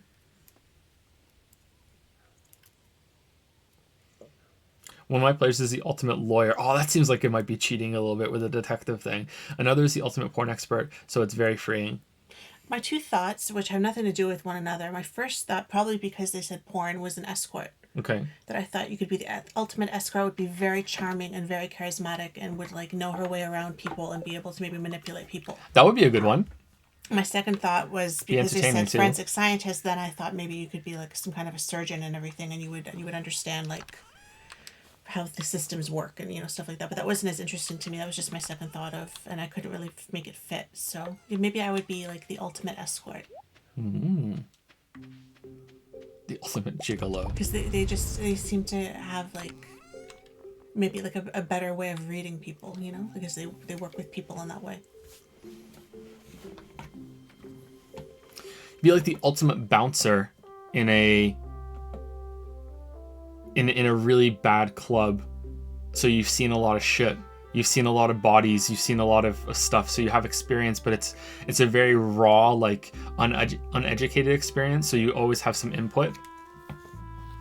Also, you can be from whatever country you want. Also, one of my players was the ultimate cosplayer, but was actually a spy from North Korea trying to infiltrate this prestigious university. Wow, they went crazy with it.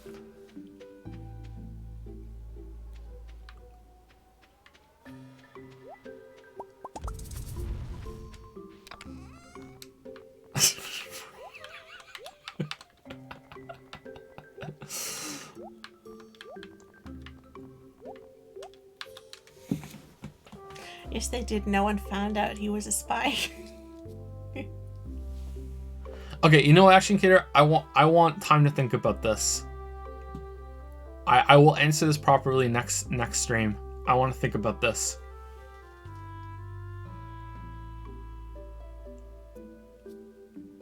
Let me mull it over and see. Like, maybe I can come up with a couple with some backstories.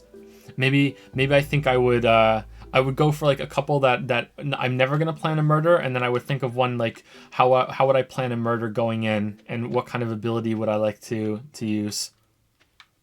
So I guess I'm the ultimate procrastinator. Because I'm keeping escort. I go escort. You'll have to like. I'll be able to look you in the eye, you know, like, and you can't lie to me because, you know, with my big ass thigh high boots. You know. Like the ones you're wearing right now. Yeah. Yeah. Actually, the ultimate procrastinator would be pretty funny. I think you could get some real funny stuff off that. You're always late answering the questions in the trial. You whenever you do finally speak, everyone listens because it's like, whoa, what the fuck, you know, like.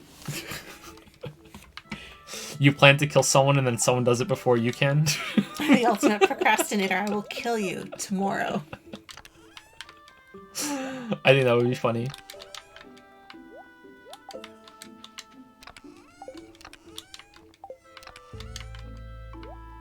How long have we been live for? When did we start? A little after midnight, right? I think we've been live for... Actually, I can tell because it was at 12:30. We started late. After 12. Or was it right at 12? We've been live for 2 hours exactly. I'm okay to go for like another half hour. What about you? Okay. You okay? I'm not tired like last So time. we were supposed to start at 11 p.m. our time and not midnight. 10 p.m. Eastern, not 11 p.m. Eastern. But I forgot about time zones when I did that title earlier. So yeah, I was supposed to only stream for 7 hours, not 8 hours. So yeah, I just messed up that title. So oh well. Anyway, so let's do at least one more on Patreon. Are there any that have been asked repeatedly in chat that we've missed? And while they come back up, thank you to Dallas Viper 109 for the 22-month resub. Thank you very much, Dallas Viper. We haven't done it in a while. Do you want to? Sorry, to who? To Dallas Viper. Oh, Clawfist. I love how you ask to who when you don't say their name. Yeah, I felt like I needed to acknowledge it. You can't just give a Clawfist blindly to anybody. This is true. When is Chantilly's A Tale of Two Sisters stream? What? That sounds like weeb stuff to me. Do you accept Steam gifts? I don't. I don't accept any Steam gifts at all. It's been my policy for a while, sorry.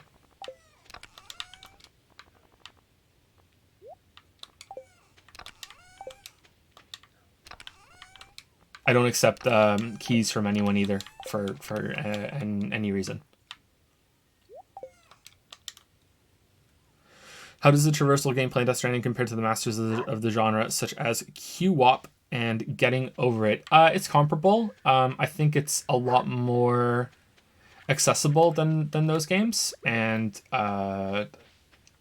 much more boring. I think Q-Op is just straight up bad, though, whereas Getting Over It is actually really, really good. So that would be the difference. I don't know where Death Stranding will probably be in the middle. I don't think the game gets much from it, but if it had that system on top of some other movement options, then I think it would be better. The problem I'm having right now is that it's really easy to cheese your way through everything. I feel like there have been lots of times where I should have fallen over and taken a hit, and I didn't. And there have been times where I have fallen over and taken a hit just because I was just really dumb and I wasn't holding down the button hard enough. Like, I know how stupid that sounds, but that's true. There have been things I've been able to do with the bike that I feel like shouldn't be possible, and I can still do them. And even the animations look really, really bad when you're falling over some rocks and going downstairs and stuff, or down some slopes. So yeah, it's a bit all over the place. Joe, I'm dying, but if you accept the Steam key, my cancer will be cured. Oh, guess you're gonna die. Thank you, Aslam, for the 19-month resub. Hello, Datapon, Anders Owie. I love Owie, man. Hey, Owie. Thank you for the 19-month resub, Aslam. 19 months in which one? I just the Cringe Cafe. The Cringe Cafe. Head. Like, do they want a mortifying mocha or like a ludicrous latte? Or a cringy cappuccino? Or a Shih Tzu shot. Ooh, okay. A vivacious vodka. Ooh. Damn, this Cringe Cafe, like, It's very well supplied. it's hard liquor. Damn.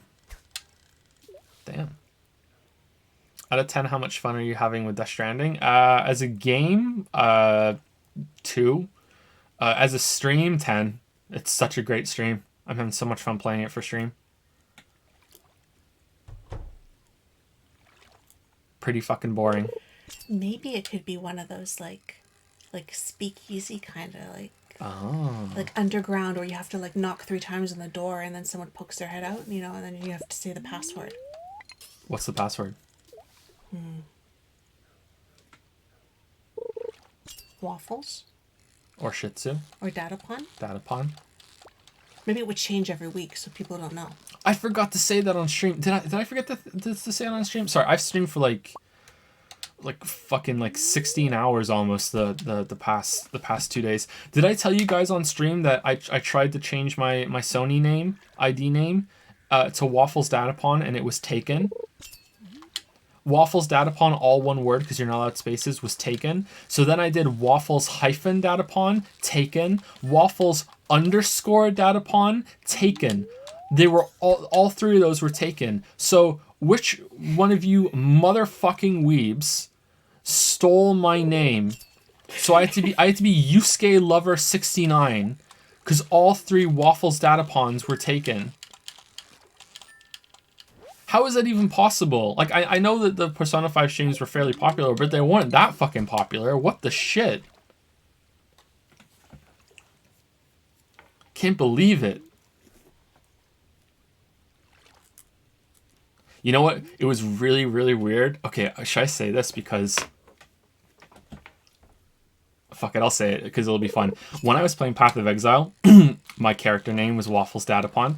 And or it was Waffle Datapon, and I was trolling in chat a lot, and while I was playing, and one time I was trolling, and someone messaged me and was like, "Oh man, your name, that's a great reference," and I'm just like, "Yeah," and it's like, "Yeah, oh man, those streams were really fun." And he's like, "Yeah, like, he's like, have you watched any Joseph Anderson videos?" I'm like, "Yeah, I've watched them all." Like, "Oh yeah, oh cool, really?" Like, "Yeah." Like, do you watch the streams too?" I'm like, "Yeah, I've been there for all of them." And he's like, "Oh really, you've been there for all of them?" "Yeah, yeah, I have."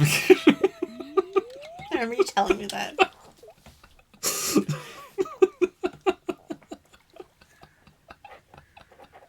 They didn't know. They didn't know.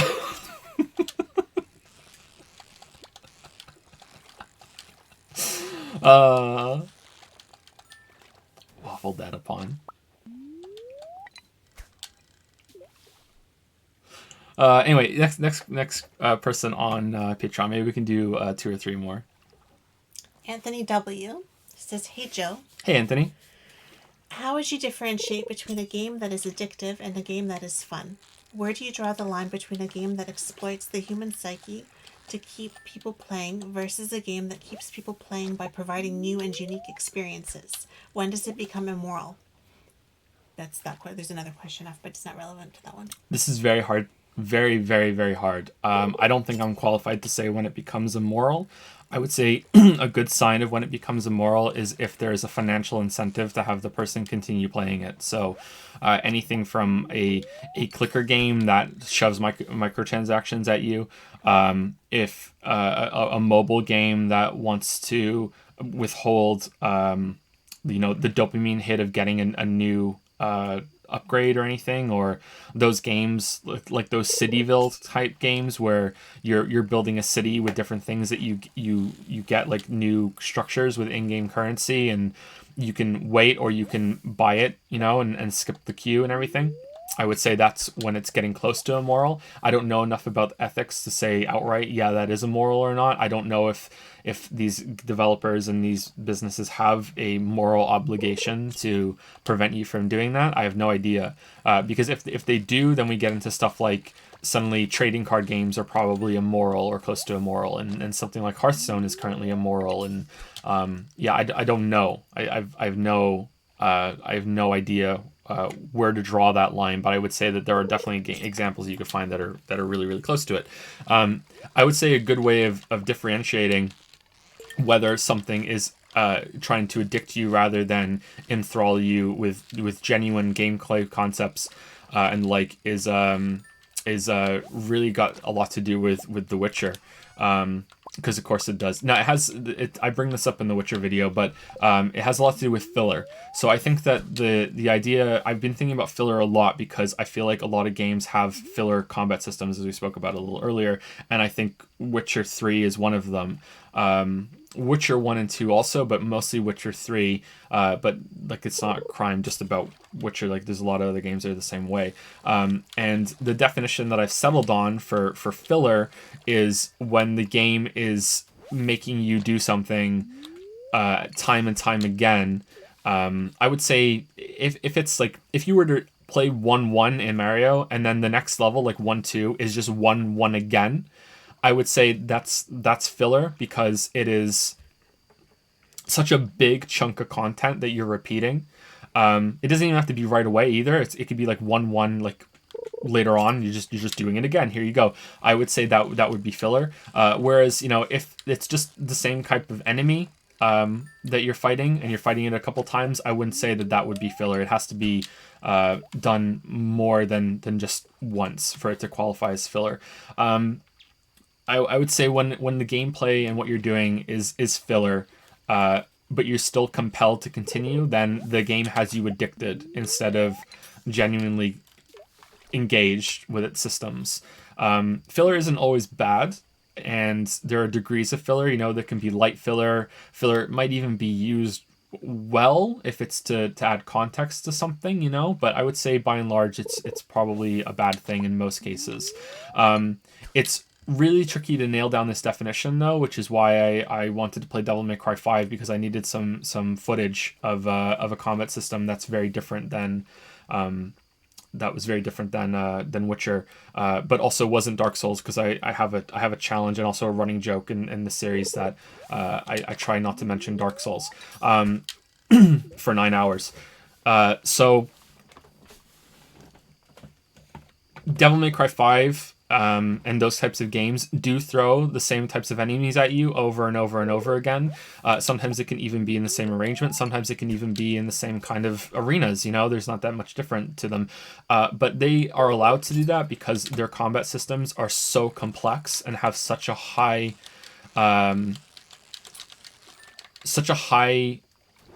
allowance for experimentation that every single combat interaction can become something new for a very long time. It is very unlikely that anyone who plays those games is ever going to exhaust the combat system and those enemies and all those options to the point that they can say it becomes filler.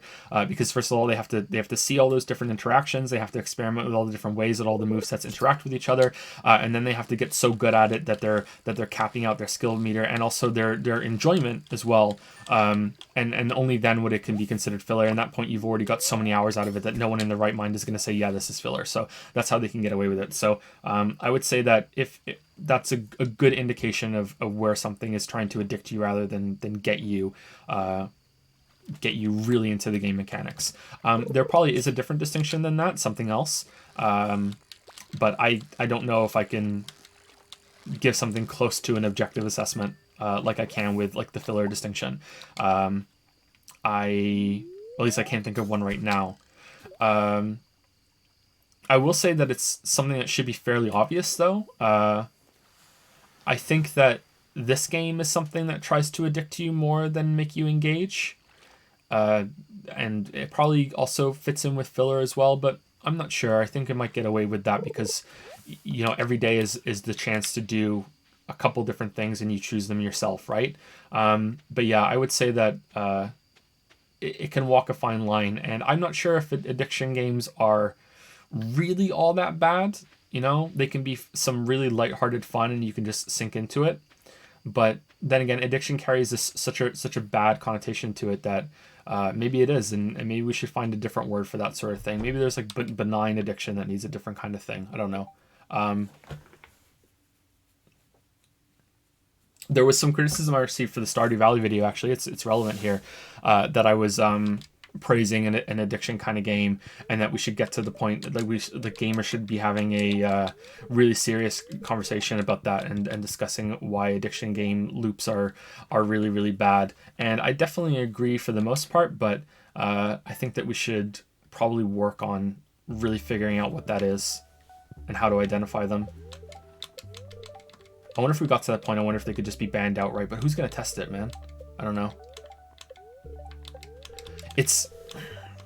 I think it's a trap to say that addiction is something that you feel and therefore it can be identified. You know, if a game is addicting, you know, we just need to look and see if anyone is addicted to it, and then we know, right? I think that's a trap, because you can get addicted to anything. Anything at all can become an addiction, you know? Doing your makeup can becoming addiction, you know? Like, social media is a really obvious one. Spending time with your dog, you know, anything can become an addiction. So I don't think that's a really a fair way of judging it. Do you have anything to say about that? Do you think you have any insight? Not really, no. No? It's fine if you don't. No. Just thought from an outsider's perspective, you might have... Like you said, anything can become an addiction. You've dealt with addiction with me. Like there was a time where I was addicted to World of Warcraft, and you just put up with it. So like, is there any insight from having to deal with me in that time that you think that you could, or do you not really remember it all that well? It's fine if you don't. Just I remember, but you just used to make a lot of excuses, like. It was like the only thing that you were really into. So I felt like for me to try and take that away from you was like me being cruel or me being selfish, or, you know, like... Really? Yeah. It's too nice of you. It started pretty much right from when we first started dating, right? Like, I remember I used to be really, really mad before we were living together, because I would come over to see you and you'd want to play the game. And I would get bored. I remember I would bring homework with me so I had something to do while I was there. But you'd be like splitting your time between me and talking to other people through typing. You weren't like talking to them like with me there, but you know. Well, that came later. That but came I think when we were living together. I think I was less addicted to it then, right? Would you agree with that? You were less then, but it got worse around the time we like the first year or two we were first living together, I think. Like 2007, 2008. I remember it being quite a lot then. That was Burning Crusade, Wrath. Yeah, I would agree with that. 2008, Yeah. 2009, it wasn't as bad. Yeah, those were the hardest years. Yeah. And then it dropped off after that. But even as recent as like I would say like 2010, 2009, somewhere there. I remember that was when I would come home from work at around like 5:00, and you'd want to raid, and then you would say, "Oh, I'm going to be done at this time." And we didn't have very good internet, remember? So I couldn't do certain things because I would drop off the internet. Yeah. I couldn't go on blogs or like look at pictures and stuff because I would fuck up the internet. And then oh no, I feel really bad right now. Sorry, oh, you asked shit. me. I know. I asked you. It's fine. So I'd come home and, I feel like really bad. You'd be done. I'm going to be done at 10 or whatever, and then you'd get talking to them afterward, and it would be like another hour or something, and I'd be like, well, I just kind of want to go to bed, like. So, but what am I going to say? Like, that's the only thing you really... And you were dealing with the narcolepsy and you weren't happy, and like... I know. You know, all your friends were on there. That was the main issue. Was like, I would go to work and I had my work friends and stuff, right? But then they were the friends that you were talking to were linked with that. Mm-hmm. So, like, I was like depriving you then of social contact and like having friends by depriving you of playing the game. So, I always felt kind of torn about it. You were too nice. Definitely too nice. No, it was really bad. Yeah, completely addicted to World of Warcraft for sure.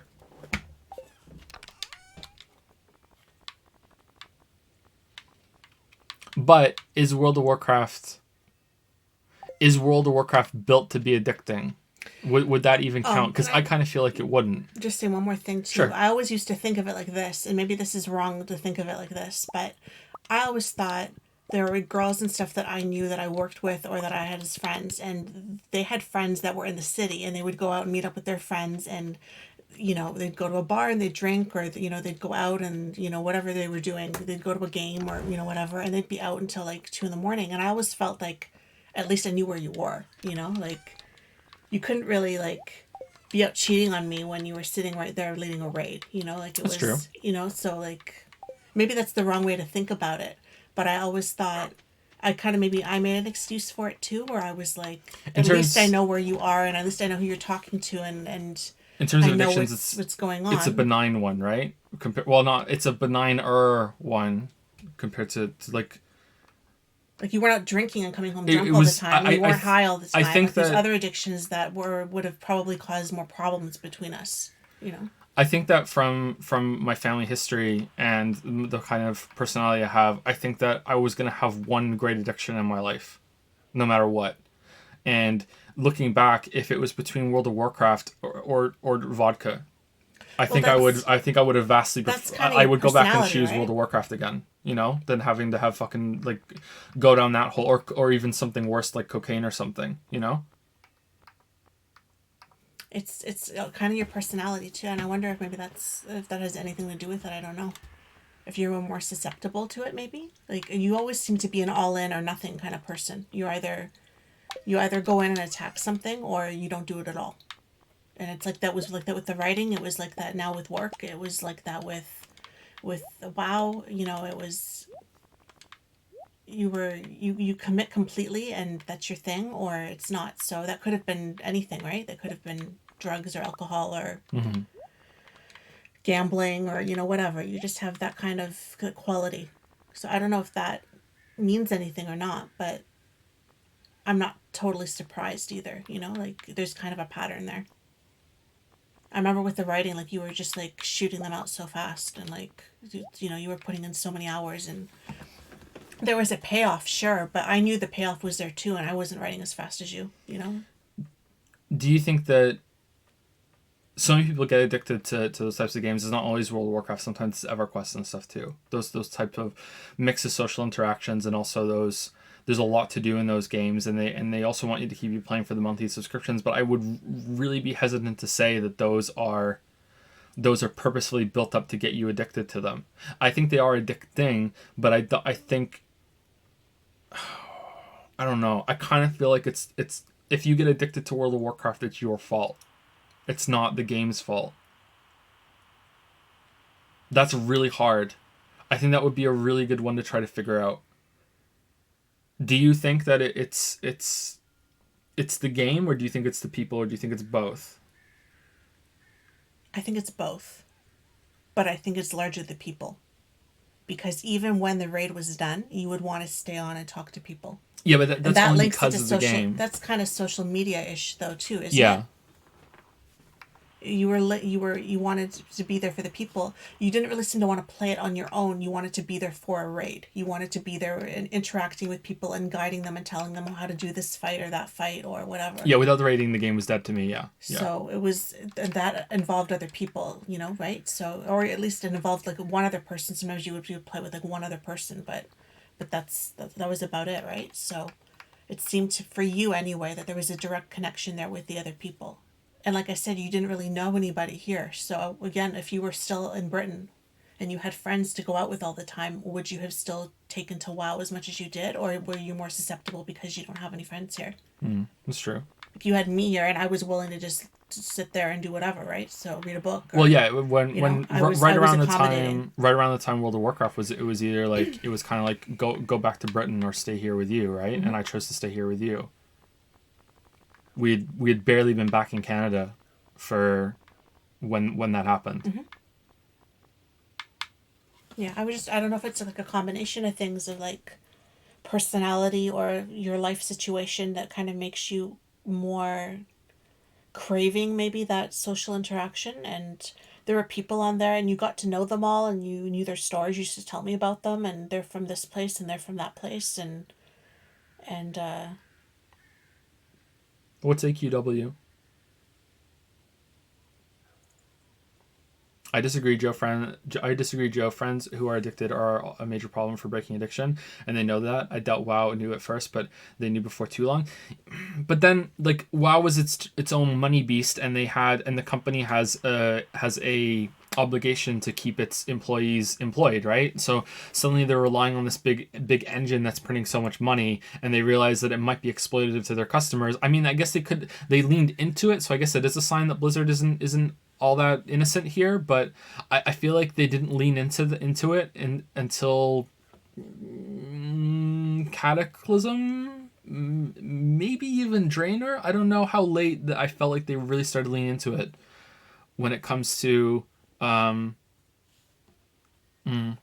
cocaine dealers. Yeah, but cocaine is like inherently, no one gets into dealing cocaine and is like, no, this is fine. You know what I mean? Like, everyone knows what cocaine is. I'm the question asker. Anthony W., by the way, so if the questions are unclear in any way, let me know. What about shows that sacrifices its art to make you want to watch the next episode or season?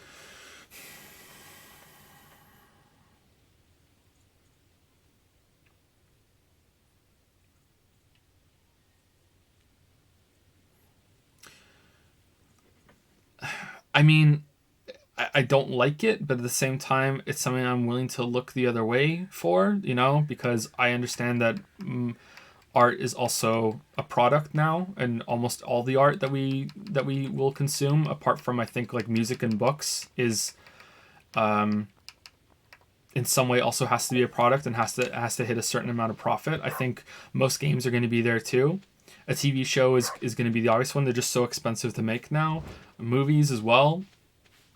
Cliffhangers suck, but they're also really effective. Excuse me, they're also really effective.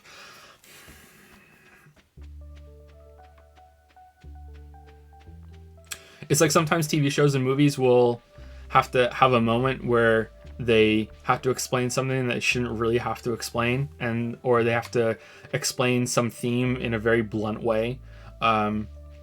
Or they have a character do some really, really dumb shit, like that idea of the like who's holding the idiot ball. I would say that that's sacrificing some art in order to move some stuff along.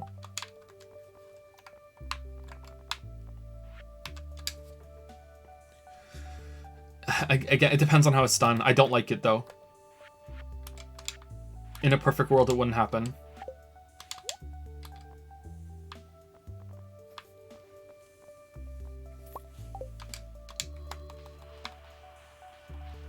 Trying to think of an example. What I'm really trying to think of right now is, did Breaking Bad ever do that? Did Breaking Bad ever sacrifice its art in order to keep people watching? And I kind of feel like maybe it did. But Breaking Bad is still like critically renowned, and I think it's a really great show. I'm trying to think if 6 Feet Under ever did. I kind of think maybe it did. I think the only one that didn't, that I can think of, that I consider to be like those high caliber TV shows, is probably The Wire. I don't think The Wire ever pulled that shit. But I don't think The Wire is that popular. It's not like, it wasn't a phenomenon like these other shows. It did really well, but it's way fewer people have watched The Wire than Breaking Bad. Black Mirror is an anthology, and I haven't watched the new one, so I can't tell. But yeah, Black Mirror I don't think has ever compromised itself. 6 Feet Under did. Honestly, I thought Breaking Bad had a very slow start. Death Stranding levels. I agree with you. I think that the first season of Breaking Bad is really, really overappreciated. And that's coming from someone who really loves the show.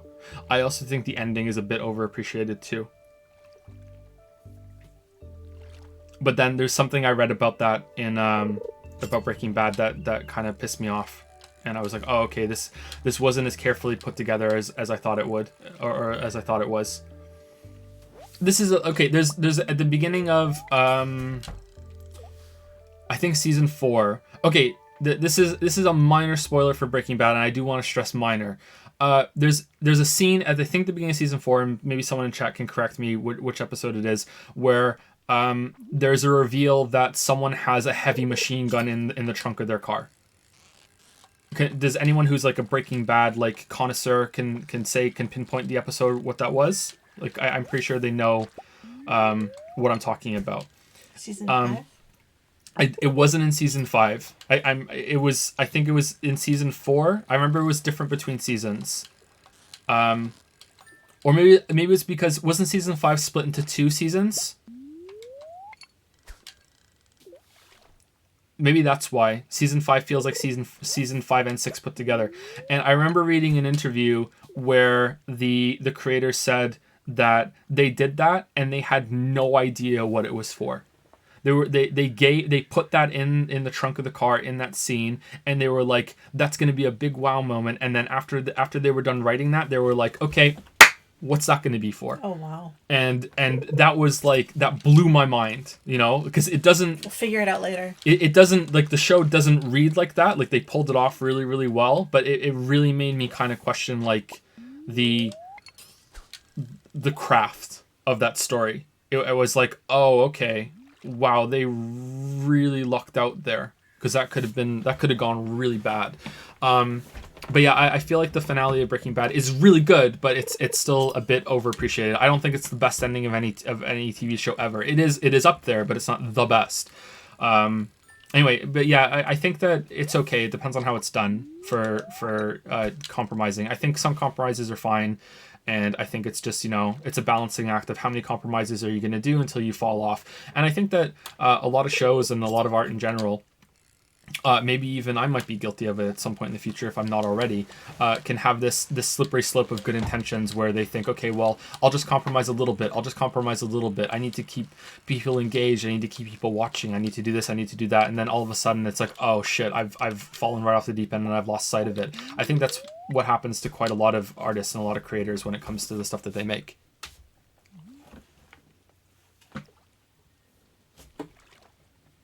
I think that's all I can say about that.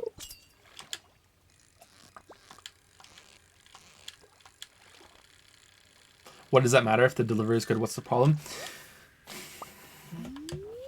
It doesn't matter big time because they did pull it off, but we could have easily been in a different timeline where that was never explained and it was just a complete letdown.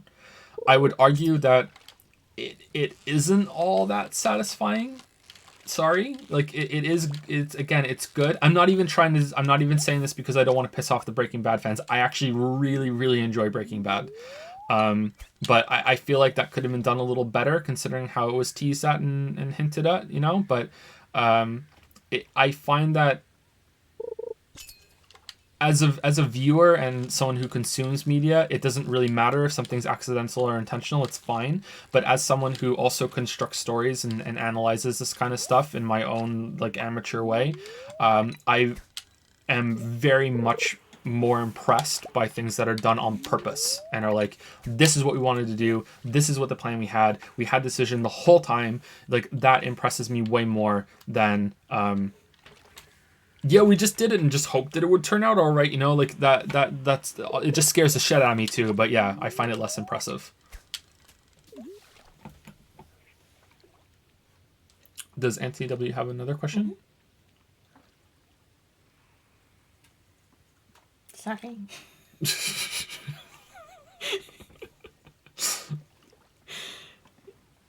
Sorry, she gave me a weird look and I just kind of like backed off, like, what's going on? No, I just wanted to say, like, I'm sorry if I made you feel bad or anything. No, you didn't. didn't. With what I said, because I didn't want to make you feel bad. No, I'm the one. I'm the one that brought it up. I'm very open that I was addicted. I know, but maybe you didn't want me to be that open. No, I've said it before on stream, and I feel too honest. I feel like people don't believe me. You know, like I've said I was addicted to World of Warcraft. That's not a joke. That's not me like being like, haha, I'm so bipolar because I have some mood swings sometimes. Like, no, like I was addicted to World of Warcraft. Like. If it ever got to the point that I would have to have sucked a dick to continue playing World of Warcraft, I would have given a little nibble while I did it, you know, be a little rebel, but, you know, I would have sucked that dick, man, you know, like it would have happened, but thankfully I've never had to suck a dick, so I'm okay. Like, I feel like people are like in the same position right now with, like, I keep saying that I'm going a little crazy making the Witcher video, and it's like, ha ha ha, it's like, no. Like, no. It's not a joke. But anyway, let's tell them the story of what happened today with Finn. So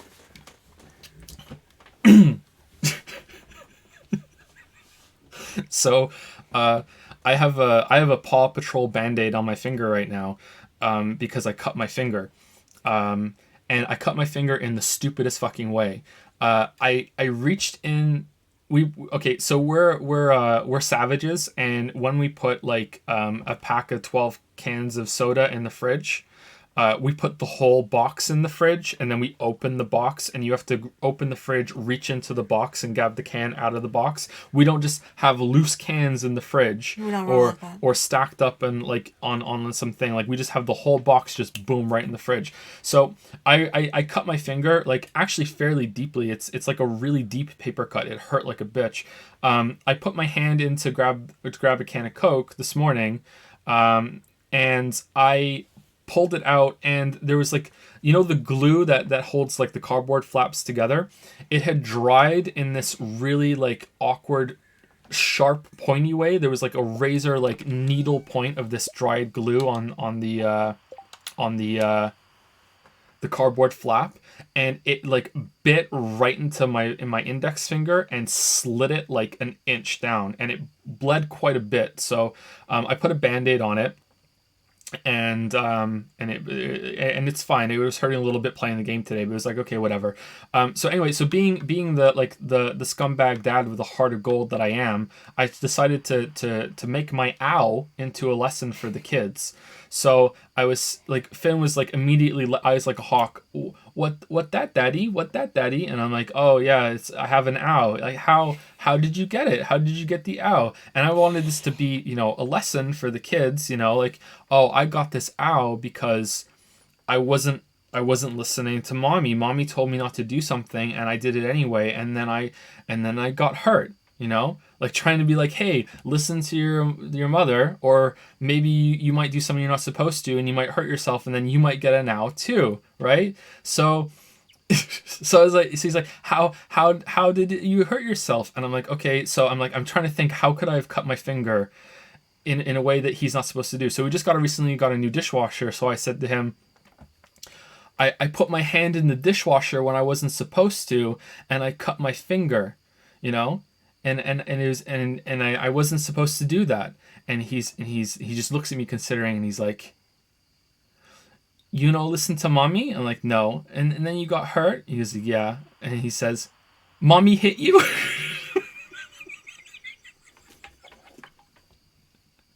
Mommy cut your finger? Because, listen. No.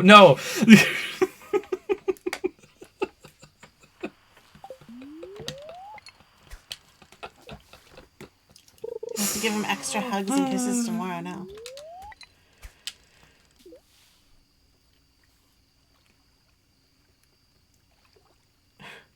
Anyway, sorry, Anthony W. What was the next question?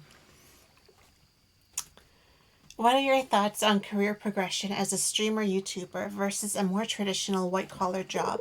How is its stability, its ceiling? Loved, love, and will love your content. Thanks a bunch. Here's a heart. Thank you, Anthony W. or Ant Dude in chat, yeah. If Ant Dude is still around. Okay, so I still feel like I'm pretty new to the rap game. I feel like I don't have any authority to speak on this sort of thing whatsoever. First, like I'm not one of the like the old guard at all when it comes to YouTube, and I like it's been like 4 years now, right? So I guess I should just smarten up and be like, yeah, I guess I do have something to say, and I do have some knowledge that I can share about this sort of thing, but I feel like I'm just winging it almost the whole time. I feel like it's very unstable, and I feel like it could fall apart at any moment. I feel like every single time YouTube makes a change, I say to Lili sometimes just out loud, this is it, it's over, like this is going to be the one that kills all the views, or our entire channel is going to be completely demonetized, and that's going to be the end, or views are going to be fine, but like monetized views are going to get cut in half, or this is the copyright strike that's going to like take us to court, or like when like God of War got took down, and I was like, all right, this is it, what the fuck are we going to do, and we still haven't gotten the money from that. I think that's like, it's at least $3,000 USD that's just sitting there. It might even be actually more than that. I don't know. From that whole entire time that it was copyright claimed, for I think 3 months it was stuck there somehow. It should have only been 2 months, but Yeah. And that's not counting the time when the video was just down completely. Yeah, it definitely feels unstable, but whether it feels unstable is not the same as if it is unstable. It might just be all in my head, or it might just be because I consider myself extremely lucky to have this job, and I always feel like because I'm lucky to have it, that if I'm not completely like worried about it and anxious about it, then someone's going to take it away from me, you know? Like, it's I spoke about this, I think, on last stream or last Q&A, or maybe it was just during one of the normal streams. It's like I have a very unhealthy relationship with work, and my view of work. It was during Code Vein. One of my views on work is that if you're not miserable, then you're not working hard enough. And I don't know where that came from, but I think it's probably a fairly common thing that Westerners have. And I say Westerners because that's the only people that I really know. I don't know if it's the same in other parts of the world, but I feel like in general, Westerners are more capitalist, hoorah, rah, rah, profit, profit, profit. I don't know. Maybe I'm wrong there, but that's how I feel. But yeah, I feel like if you're not miserable, you're not working hard enough, you know? And my job is really great. So I'm often having a really good time when I'm working, which means I'm obviously not working hard enough. So put more hours in, you know? I am, you know, chronically aware that there are people that would kill to have my job, and I want to be, you know, worthy of it. So that, I think, makes me think that it's more unstable than it is, because it's like, okay, how is this going to get taken away, you know? I think it is legitimately unstable in some ways, though, considering that YouTube is not very forthcoming with the changes that they make to the platform, but that's also because they don't even know how it works themselves. The algorithm is such a complicated thing that I don't think there's any one single person on the entire planet, never mind in Google's headquarters, that can understand any of those top algorithms that those top companies use. It's just not something that's possible to comprehend, and that's probably a good thing. So there is some instability that comes from there. I think that it is quite lucrative in the sense that it's almost like playing a game. It's almost like playing Stardew Valley.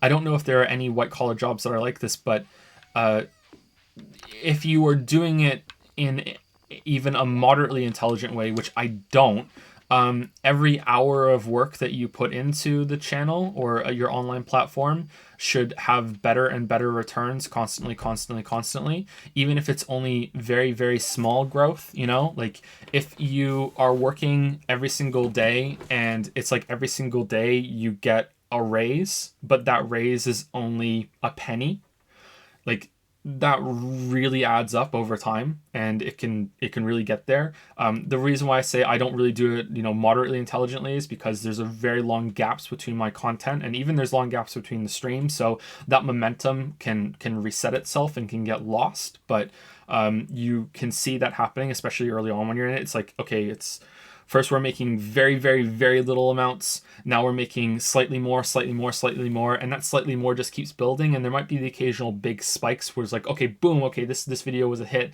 Now the base rate as it settles back down is moderately more than what it was before, but it keeps going up. You know, it's pretty amazing, and it can be. I don't know, like enthralling in its own right, kind of. But I don't know where the ceiling is. I am still quite a small YouTuber, a small content creator, a very small streamer.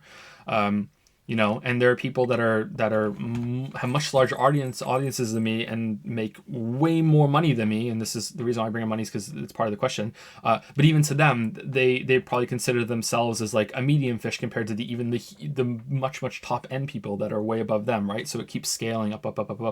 Like there's the channels like mine that are like middling before, like, they haven't even got 1 million subs yet, and then there are people with 1 million subs to 4 million subs, the people like Donkey, and then there are people that are even way bigger than them, like Markiplier and Jacksepticeye, that sort of thing. And then I don't even know if there are any tiers in between those, right? Like, what's the difference between 1 million subs and 4 million subs? I think Internet Historian is almost at 2 million, right?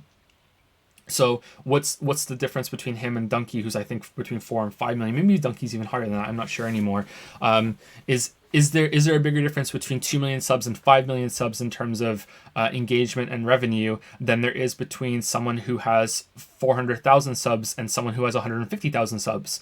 I would say that it probably isn't. I think that there's a bigger difference between 150k to 400k than there is between 2 million and 5 million. But then you get into the part of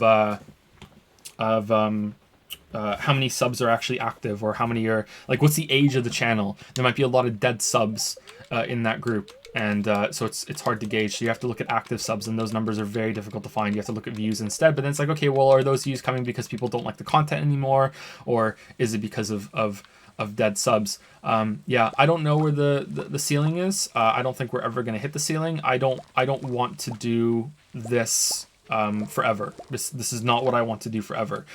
If it is what I end up doing forever, or like until I can't do it anymore, I would be happy with that. I would be content. But this is not what I want to do forever. I want to make games, and I feel like I've been pretty open about that for the past few months since the streams come back. That's the end goal for me, is to use the money that we're making and saving up from all the content that we're making now, and among other things, like, you know, moving and making sure the kids are set up, and that they have a good chance in life, but it's also to make a game. You know, that's what I want to do, and I would be very happy if I could transition into doing fewer videos, streaming, and game dev with the most of my time. But if I do make a game and it's successful enough to be for sale, then I don't know if I can still make videos in good faith. Like, or if I do, they'd have to change into something else. Like, I don't know.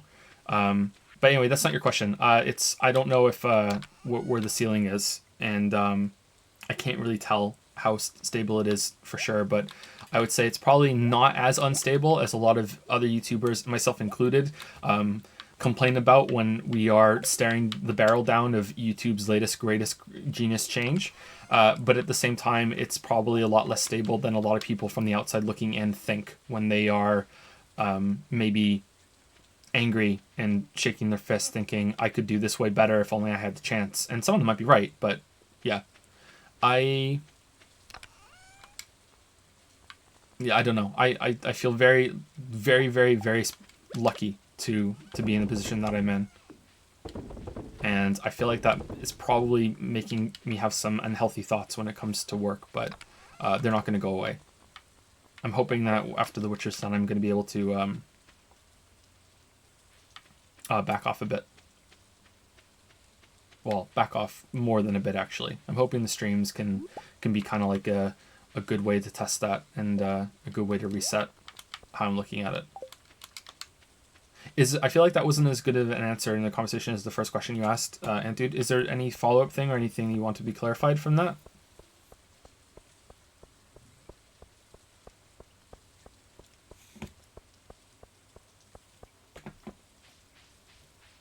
Luck is just part of it. There's no true fairness. Yeah, luck is a huge part of it. I think that like, you do have to put in the work too, but you do have to also get lucky. Sometimes even having the skills or the personality or even the educational choices you made when you were a kid that resulted in you being the person that you can be to be successful can also be seen as luck. It's kind of weird.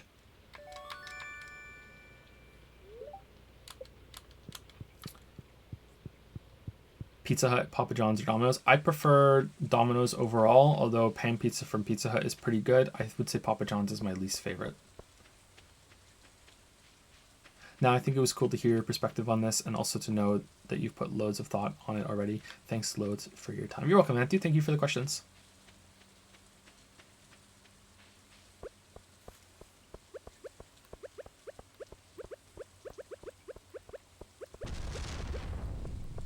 Oh man, that was a dark lightning strike.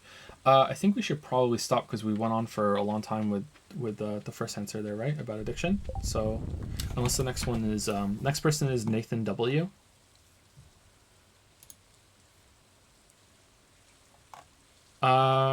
Is Nathan W here? Because if Nathan W is here, then we will answer this because this is actually pretty short. Sorry to say. If you are Nathan W.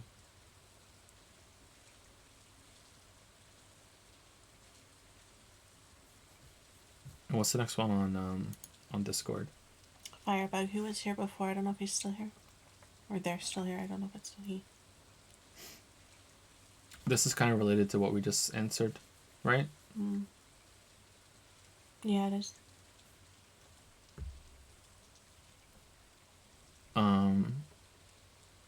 That's all. We're gonna be repeating some of it actually. Sorry, Firebug. Yeah, let's do this and then we'll stop. Okay, but first, I need to say thank you to. You should have tried Waffles Leon. Datapon. I think that would have maxed out the character limit on it, but yeah. Action Cater user on her business say I need to do some homework, so here's the message I've been spamming in bit form. I'll see reaction tomorrow. Have a good one, Joe, Senna, and Lila, the wrestler. Imager. My layout for the Danganronpa Science Wing that I made. Oh, cool. Let's take a look. Zoinks, you've taken a wrong turn. Uh-oh. Hold on. Okay, I fixed it. It was, the hyperlink included the here's on your message, but no, I just deleted it and we're good. Alright. Science Wing, Broadbelt, Roundstone, Botany Lab. Oh man, this is cool. Action Cater's still here. He never left because screw homework. He never left? No. We would have saw the link, or someone would have linked it to me on Discord, or you could just send it to me. You didn't have to do bits for that, Action Caterer. Adult Film Review Studio. Oh, nice. Toys. Cosplay Studio. Oh man, this is a lot of work. Let us know how this goes. I'm really curious to see how this ends up. Tales from the Trenches. Oh, you donated again after that with another message. You want a show that had a plan from beginning to end? See Gravity Falls. It's a kid's show, but massive mystery throughout. Nothing feels too vague to be like that could mean anything. The opposite is Adventure Time, where the show started as nonsense and slowly started to make sense of its nonsense.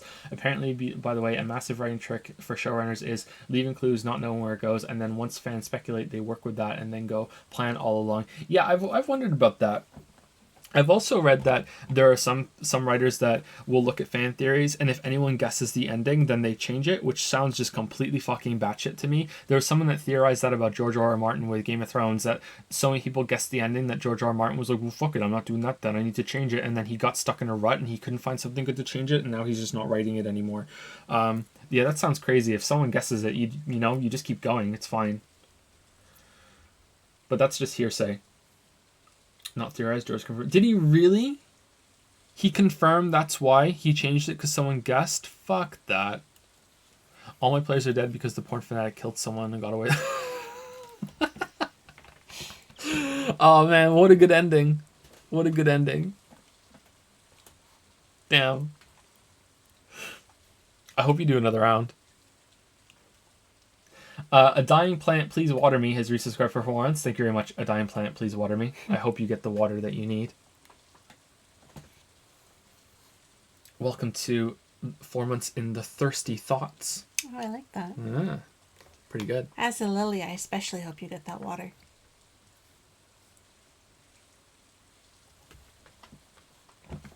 Okay, let's go Firebug, and then we will call it a night. But who is here, by the way? How's it going, Firebug? So I think the answer to this question is going to have some repetition, but we'll try our best. Firebug says, hi, Joe and Lily, long-time watcher, first-time spring salamander. Ah. How have you guys adapted to the YouTube streaming stuff? I know streaming can be stressful, and making game analysis video essays, or whatever you call them, is super unconventional. Joe always seems to do so much, going beyond what most people expect for their videos, even for a thorough review. Do you think so? I think I'm about where I should be for the videos that are as long as mine. I don't know. I'll take the compliment though. Thank you. Do you want to talk a little bit? How do you think we've adapted to it? I think we do okay. We do okay? I don't know if we do great, but I think, I don't know.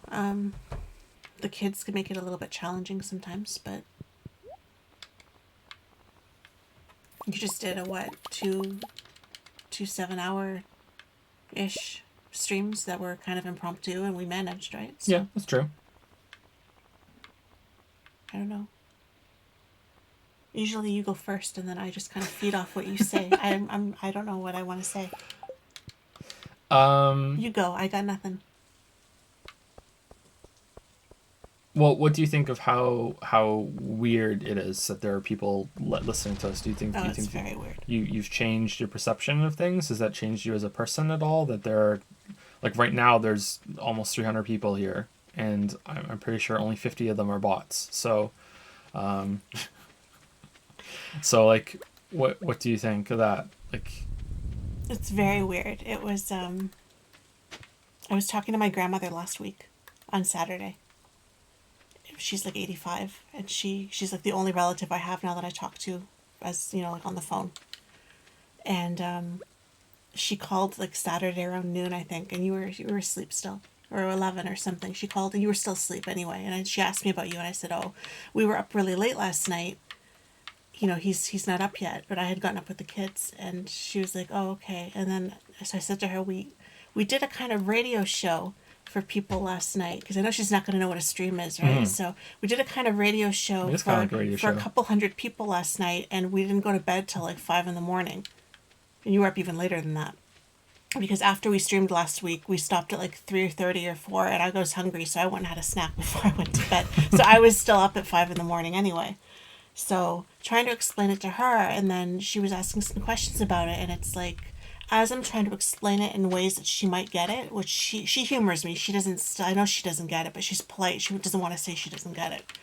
But it's really most people don't really know what we do, so it's kind of like living a double life in a way, where some people know at certain levels, and some people have even checked out the videos and know about the streams and have subscribed and stuff like that.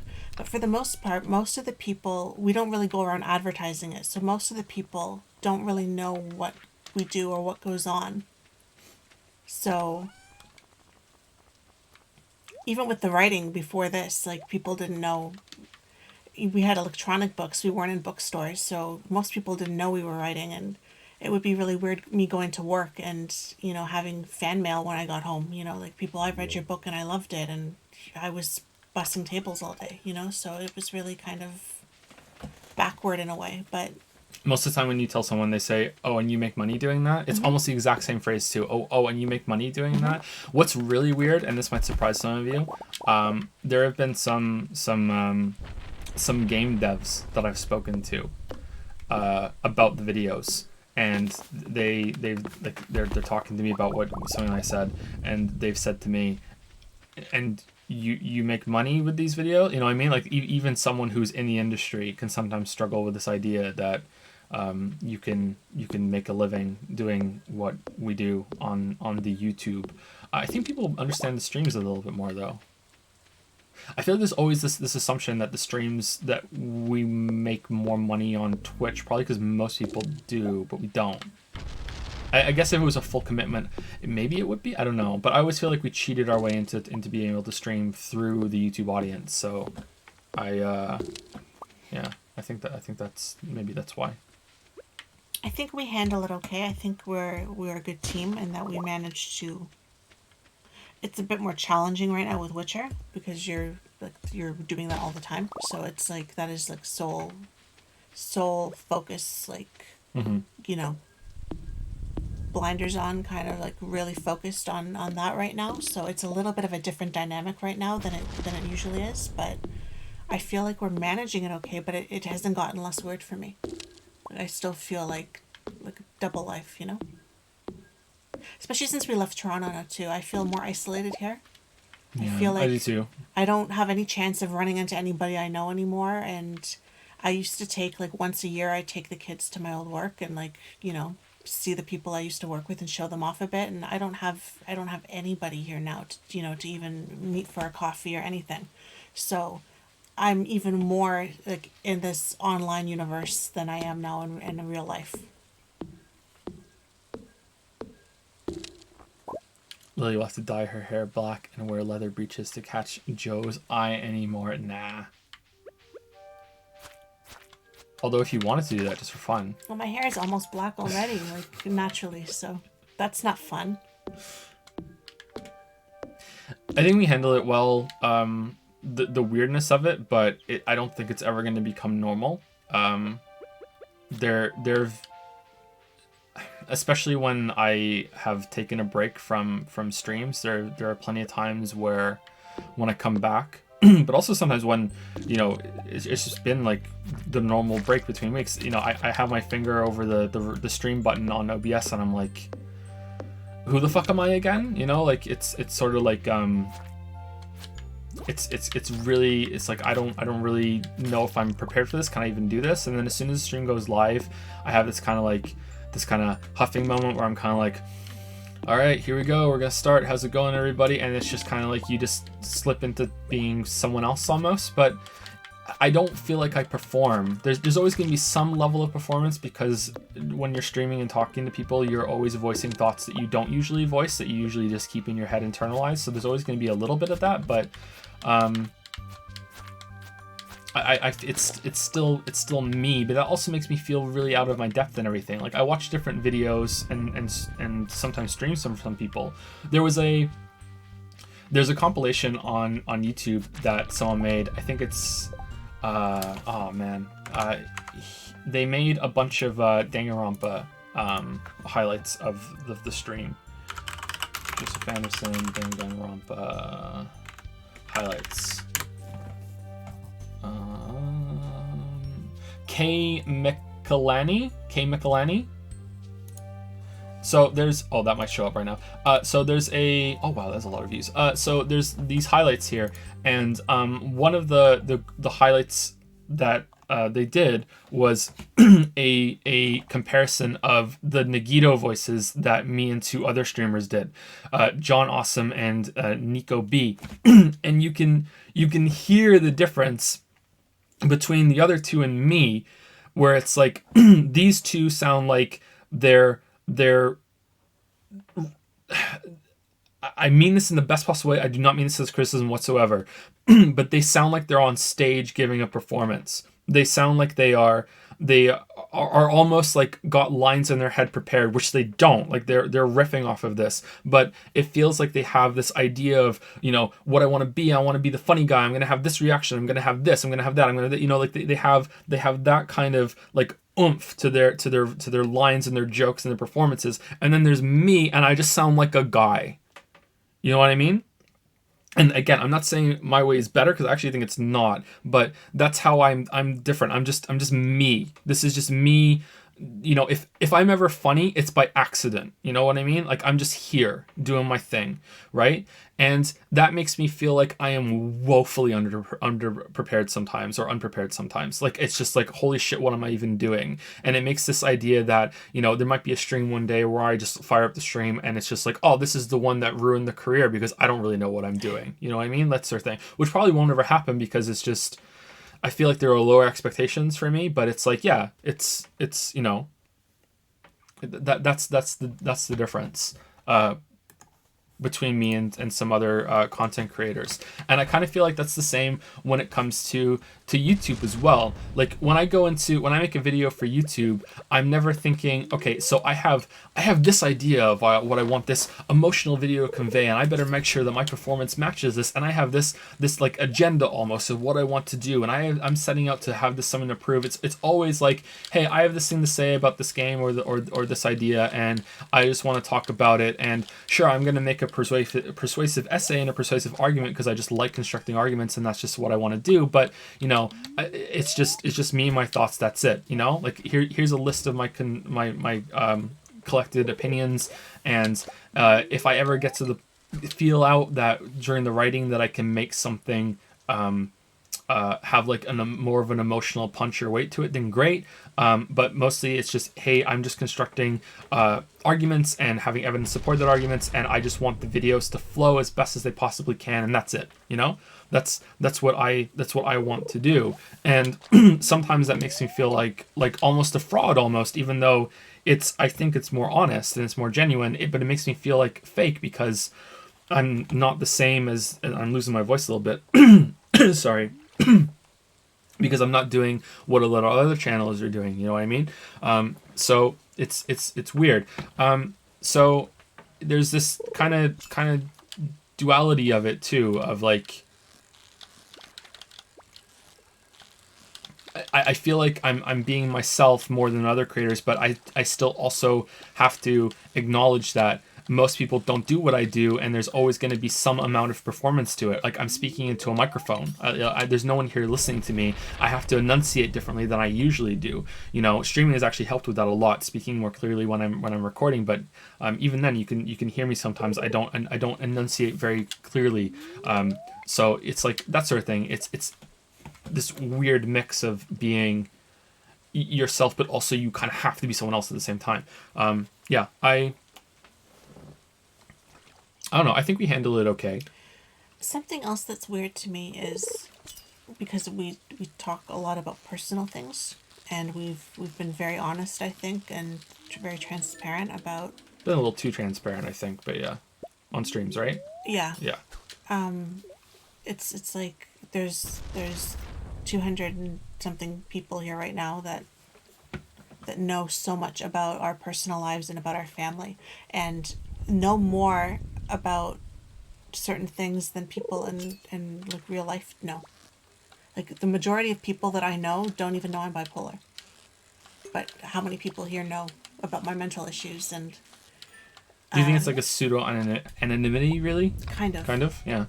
It would be a little bit more awkward, I think, to tell somebody one on one than to tell like an anonymous room full of people. But also know about the kids, know funny stories about the kids. I tweet funny stories about the kids, stuff like that. Mm-hmm. Stuff that I don't even tell my brother, so like, it's kind of weird to think about that so many people know so many details about us and about our life and our past and, stuff like that, our relationship, our family, our kids. I wonder if it's a mistake sometimes, but I feel like you're still a person no matter what, and these things are going to come bursting out of you. If it's a question, you don't have to answer it, but with stories like the kids and everything, it's like, okay, well, this funny thing that Finn did today, I want to tell somebody, but it also is links to this idea that I feel more and more lately, and I feel like it's affecting more and more people, and I really do hate this, is that it's not real unless you tweet about it.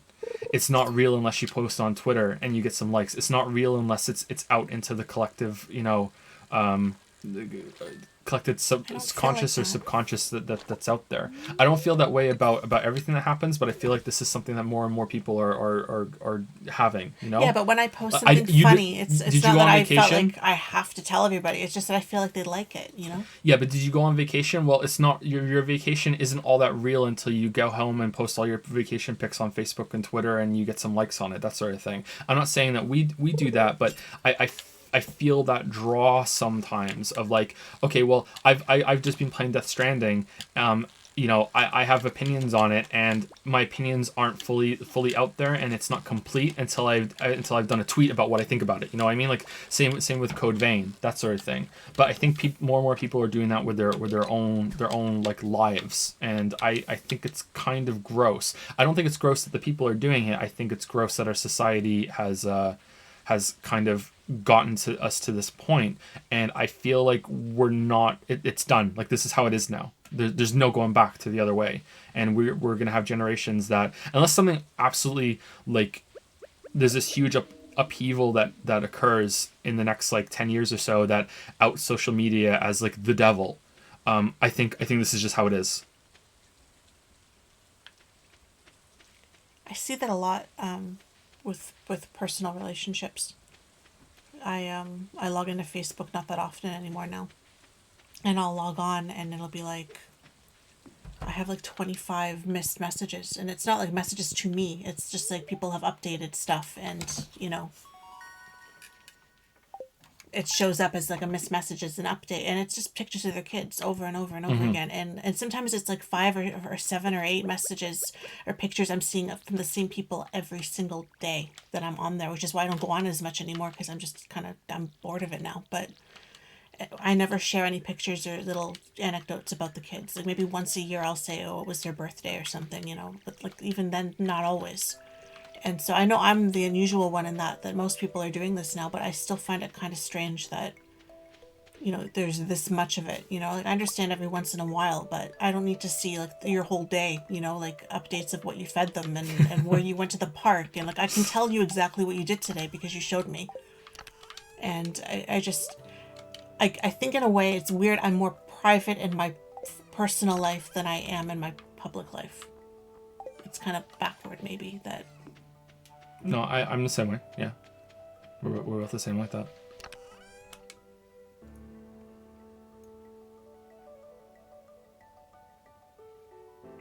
But I think we juggle it okay. We juggle it okay. It's very surreal. There's a part of it that one day we'll talk about that we just can't talk about right now. There's something I'm holding back right now that it's not really that exciting, but there's a side of this that I can't say at the moment for reasons that will be clear when I do finally speak about it in like a year or two from now. But yeah, there's it can get difficult to juggle, but I think we handle it okay. The money side of it is also kind of weird too. Like we both come from pretty much nothing. We were like below the poverty line in Canada for years, and going from that to what we have now is just like what the shit. It's just incredible. We never thought we'd get a house. We never thought we'd be able to have kids even. Like there's a lot of things like that.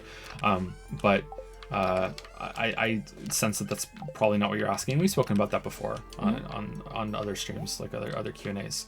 But that is part of it. I would be like disingenuous not to bring that up.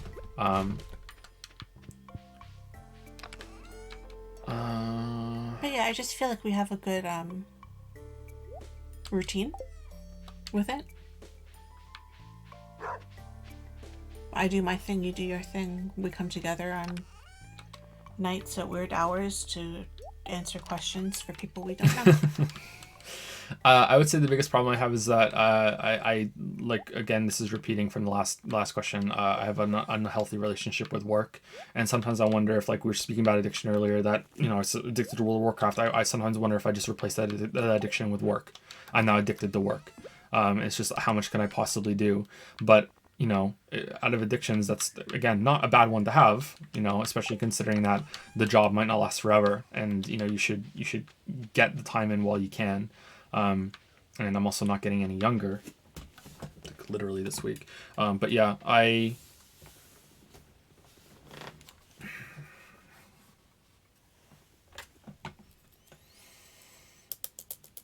there are lots of things I would like to do, and I'm a firm believer that that people don't change unless there are big events. And like some of those big events are like having a kid, or death of a parent, having a big illness, or having like a death scare, being in an accident. Sometimes it can come out of nowhere. It can be like reading the right book or something, or like it can be someone says something that just clicks. Yeah, it can be like that. But I'm a firm believer that most people don't change ever without something like that happening. And one of the things that reliably changes people is at the tens number in their age going up by 1. So when you're a teenager and you turn 20, it's like, whoa, okay, fuck, I'm 20 now. Like, I'm not a teenager anymore. I'm an adult. What am I gonna do? And your 20s are usually just kind of a mess, and then you hit your 30s and it's like, whoa, okay, wow, now I'm 30. It might be until you're 21 or 22 or 31 or 32, but it's like those are the big ones where people change. And I feel like when I became 30, it was like a big huge wake up. Like, okay,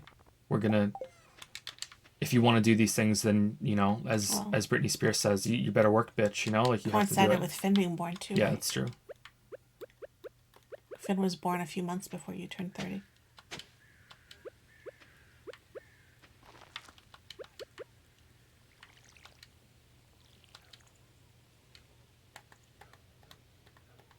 Okay, I think that's all I can say. Sorry, that was a bit of repetition there. Firebug, what was the second part of Firebug's question? Joe, what kind of games do you like playing? What genres and what aspects are the highest priority for you? I personally am a sucker for story, no matter if gameplay is amazing or trash, and I enjoy puzzle or adventure games. We don't deserve you guys. Love the content and community interaction. Take it easy, Joe, and good wishes, Lily. Oh, thanks, Firebug. I think this will be the last one because this is a good place to lead off with that, and we're already over time. Thank you, Firebug. I'm pretty much the opposite. I prefer gameplay first, and I'm willing to stomach a bad story for the sake of gameplay quite easily. I feel like I do it all the time. Am I willing to stomach bad gameplay for the sake of a good story?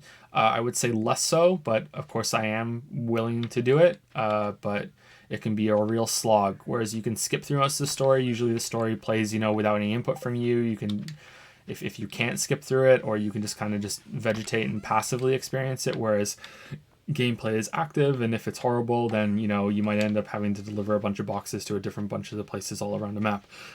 So I think I in general prefer gameplay, but I wasn't always like that. I used to prefer stories, and I was really interested in stories in games way more than gameplay, for sure. There's someone that talks later about Dark Souls and why they think Dark Souls is so important. And Dark Souls was so important to me because, and that's why I talk about it so much, is because that was the game that kind of pulled me back from that. That I was like, oh, okay. It hit me in the right place at the right time, that I was getting kind of fed up with a bunch of shit stories in games. And then there was this game that came along and it was like, okay, the story is in your face and the gameplay is really, really good. And it felt like playing one of the old Nintendo games I used to play. It's like, oh man, where have I been? And also getting rid of the World of Warcraft addiction at the same time. So it was like a perfect storm of why that game is so like important to me. And I think it's the same for quite a lot of people, or it's similar in at least some ways, but not all of them. But that's getting ahead of ourselves here. Really, the question shit. I think the genre that I prefer the most is the action kind of melee combat genre. Although I do have to admit that Control is getting to the place where I need a third-person shooter to be. If Control had more projectiles that you could dodge, and the combat wasn't so spammy, like shoot your weapon, oh now you're reloading, okay, use your psychic juice, okay now the psychic juice is gone, okay, shoot your weapon.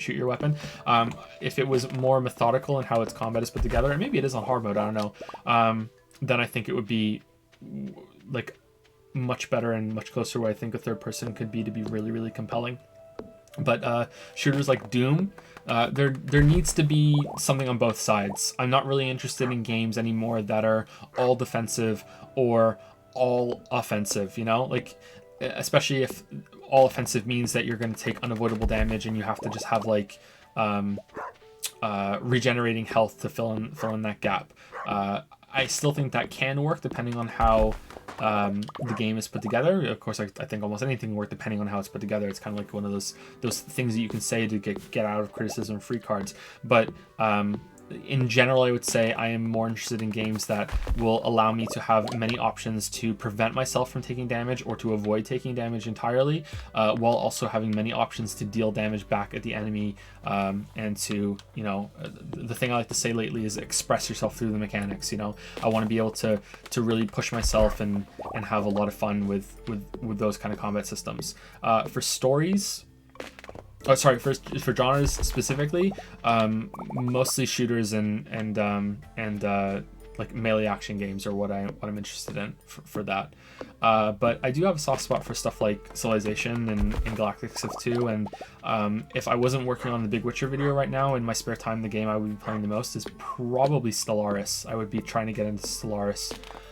Maybe I would be like bugging Mandalore to try playing that with me, because it's been a while since I got into a 4X game, but I'm also interested in games like Neo Scavenger and like Cataclysm Dark Days Ahead that we said earlier. I feel like that my tastes in video games are quite broad, and maybe they're too broad, and maybe I should work on focusing a little bit more on certain genres and stuff. But what? I've never seen a giant mushroom. Sorry. Never? I haven't had one on mine yet. Or if it's there, it's buried in trees. I haven't seen it yet. Well, you have a lot of trees in your yard. Wow, I was like, what the hell is that? And then it broke into all these little mushrooms. Yeah, they're rare event things in the game. Yeah. Huh. Anyway. Sorry, go on. Yeah, so it's fine.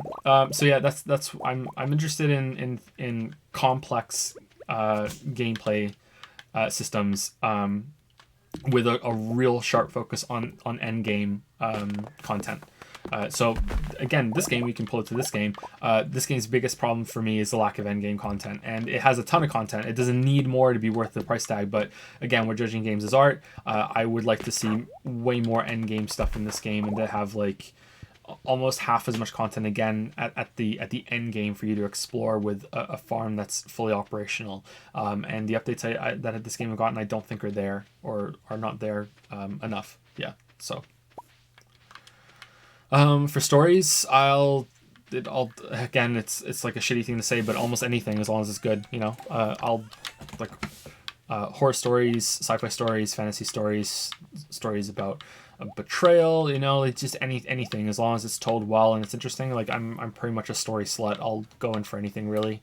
I would say that my favorite kind of stories are probably mysteries, but I think that almost all writing is mystery writing.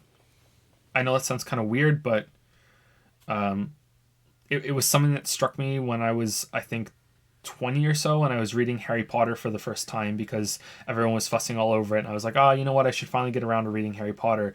And I was reading it and I'm like, this is a mystery book, you know? Like, and then I started seeing more and more mystery books all the time. And it's like more mystery kind of storytelling in books all the time. I'm like, yeah, like, the fundamental story of most, or the structure of most entertaining books is that they're mysteries, and even in some literary fiction, it's mystery, you know, like the core of what the hell is going on here. So it's like, yeah, I don't think that's like the greatest epiphany in the world. It's not like worth a shit or anything, but like it was like oh yeah, you know, that's something I noticed fairly early on in my life, and I was like, oh shit.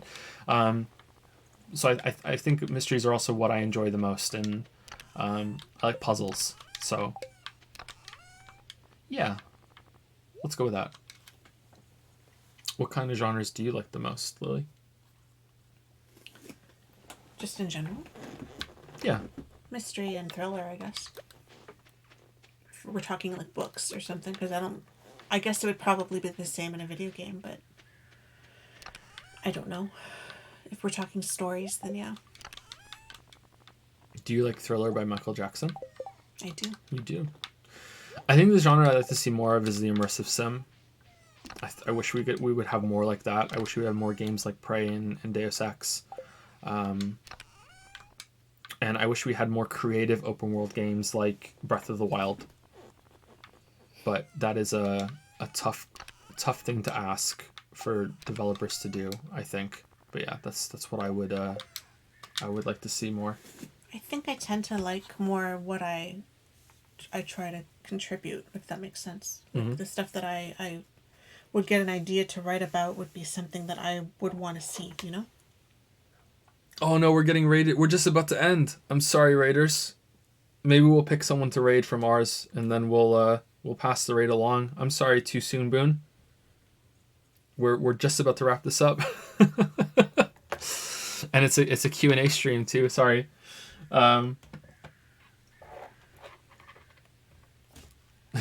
Should we make it nefarious? It's too late for you, raiders. I have the high ground. Before we go, thank you. Actually, Cave 100 bits. Danganronpa, how he did it. He took the longest... Oh my god. We're going to read this after people come here and they don't have context. Oh well, in for a penny, in for a pound. He took the longest dildo he had and lured someone into his studio, or rather her studio, and then strangled them. She used that to convince people that the only person who could have done it is the person with the large hands in the group, as she has very petite hands. She also used a very fat dildo to fool the audio surveillance. I'm so sorry. To fool the audience surveillance system the group had installed just outside the dorms, making the footsteps sound like the footsteps of a fairly large person. Wow, Action Caterer, your sister did that on your birthday? Holy shit, man. That's some crazy shit. All in the family. I'm glad she's in prison. Has your mom forgiven her yet? Like, holy fuck. Holy shit, man. That's some wacky shit. All right, who should we raid? We don't usually raid, but let's pass the raid along to someone. Does anyone have a raid candidate?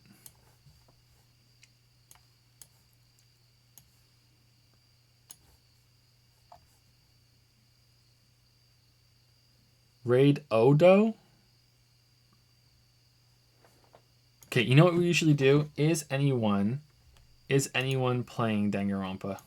Oh, that's nice. I never remember. Incoates? Incoettes. Incoettes? I'm sorry, I never remember. Should make a note of it somewhere. Can't read all of it because Joe's blocking half of it, but it looks nice. Find someone with one view. No, I feel like I think that's lame. I think when you send a lot of people to someone who's that small, I think that can be really bad. I think the lowest I'll send a raid to is like 50 to 100 people. I think that can backfire hard.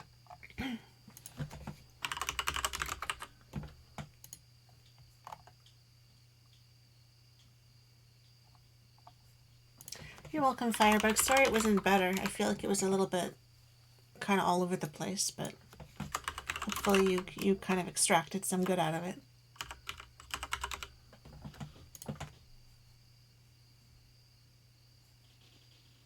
Okay, someone just recommended to raid Odo. Odo has 28 people.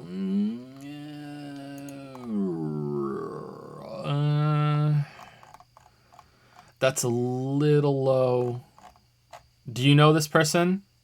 Who suggested it? Squirrely Man, do you know this person? Clint Stevens? If that's who I think it is. I don't like Clint Stevens. YouTube drama. We're starting it. Oh, Twitch drama, sorry. And thanks to you too, Runegamer. Runegamer or Runegamer?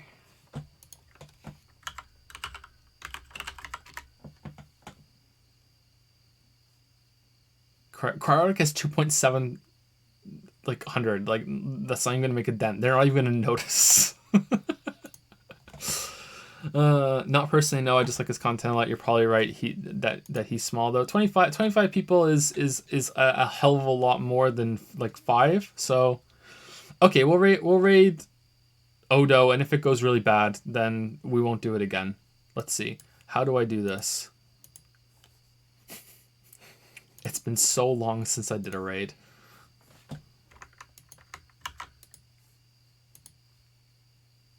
I think you go through creator dashboard, don't you?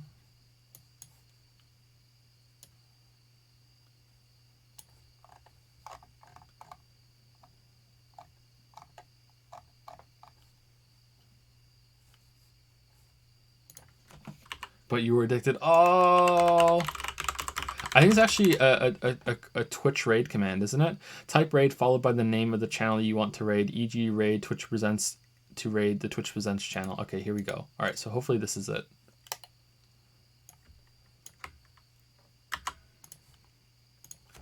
No, it's gonna do it automatically. So we're gonna raid Odo. All right, so see you guys later. Thank you very much for stopping by, and we'll see you next Friday or Saturday. Maybe it should be Saturday. We'll see. Hopefully this works, and yeah, see you guys later. Good night, everybody. Have a good night. Raider raid. 5, 4, 3. Good night, everyone. 2, 1.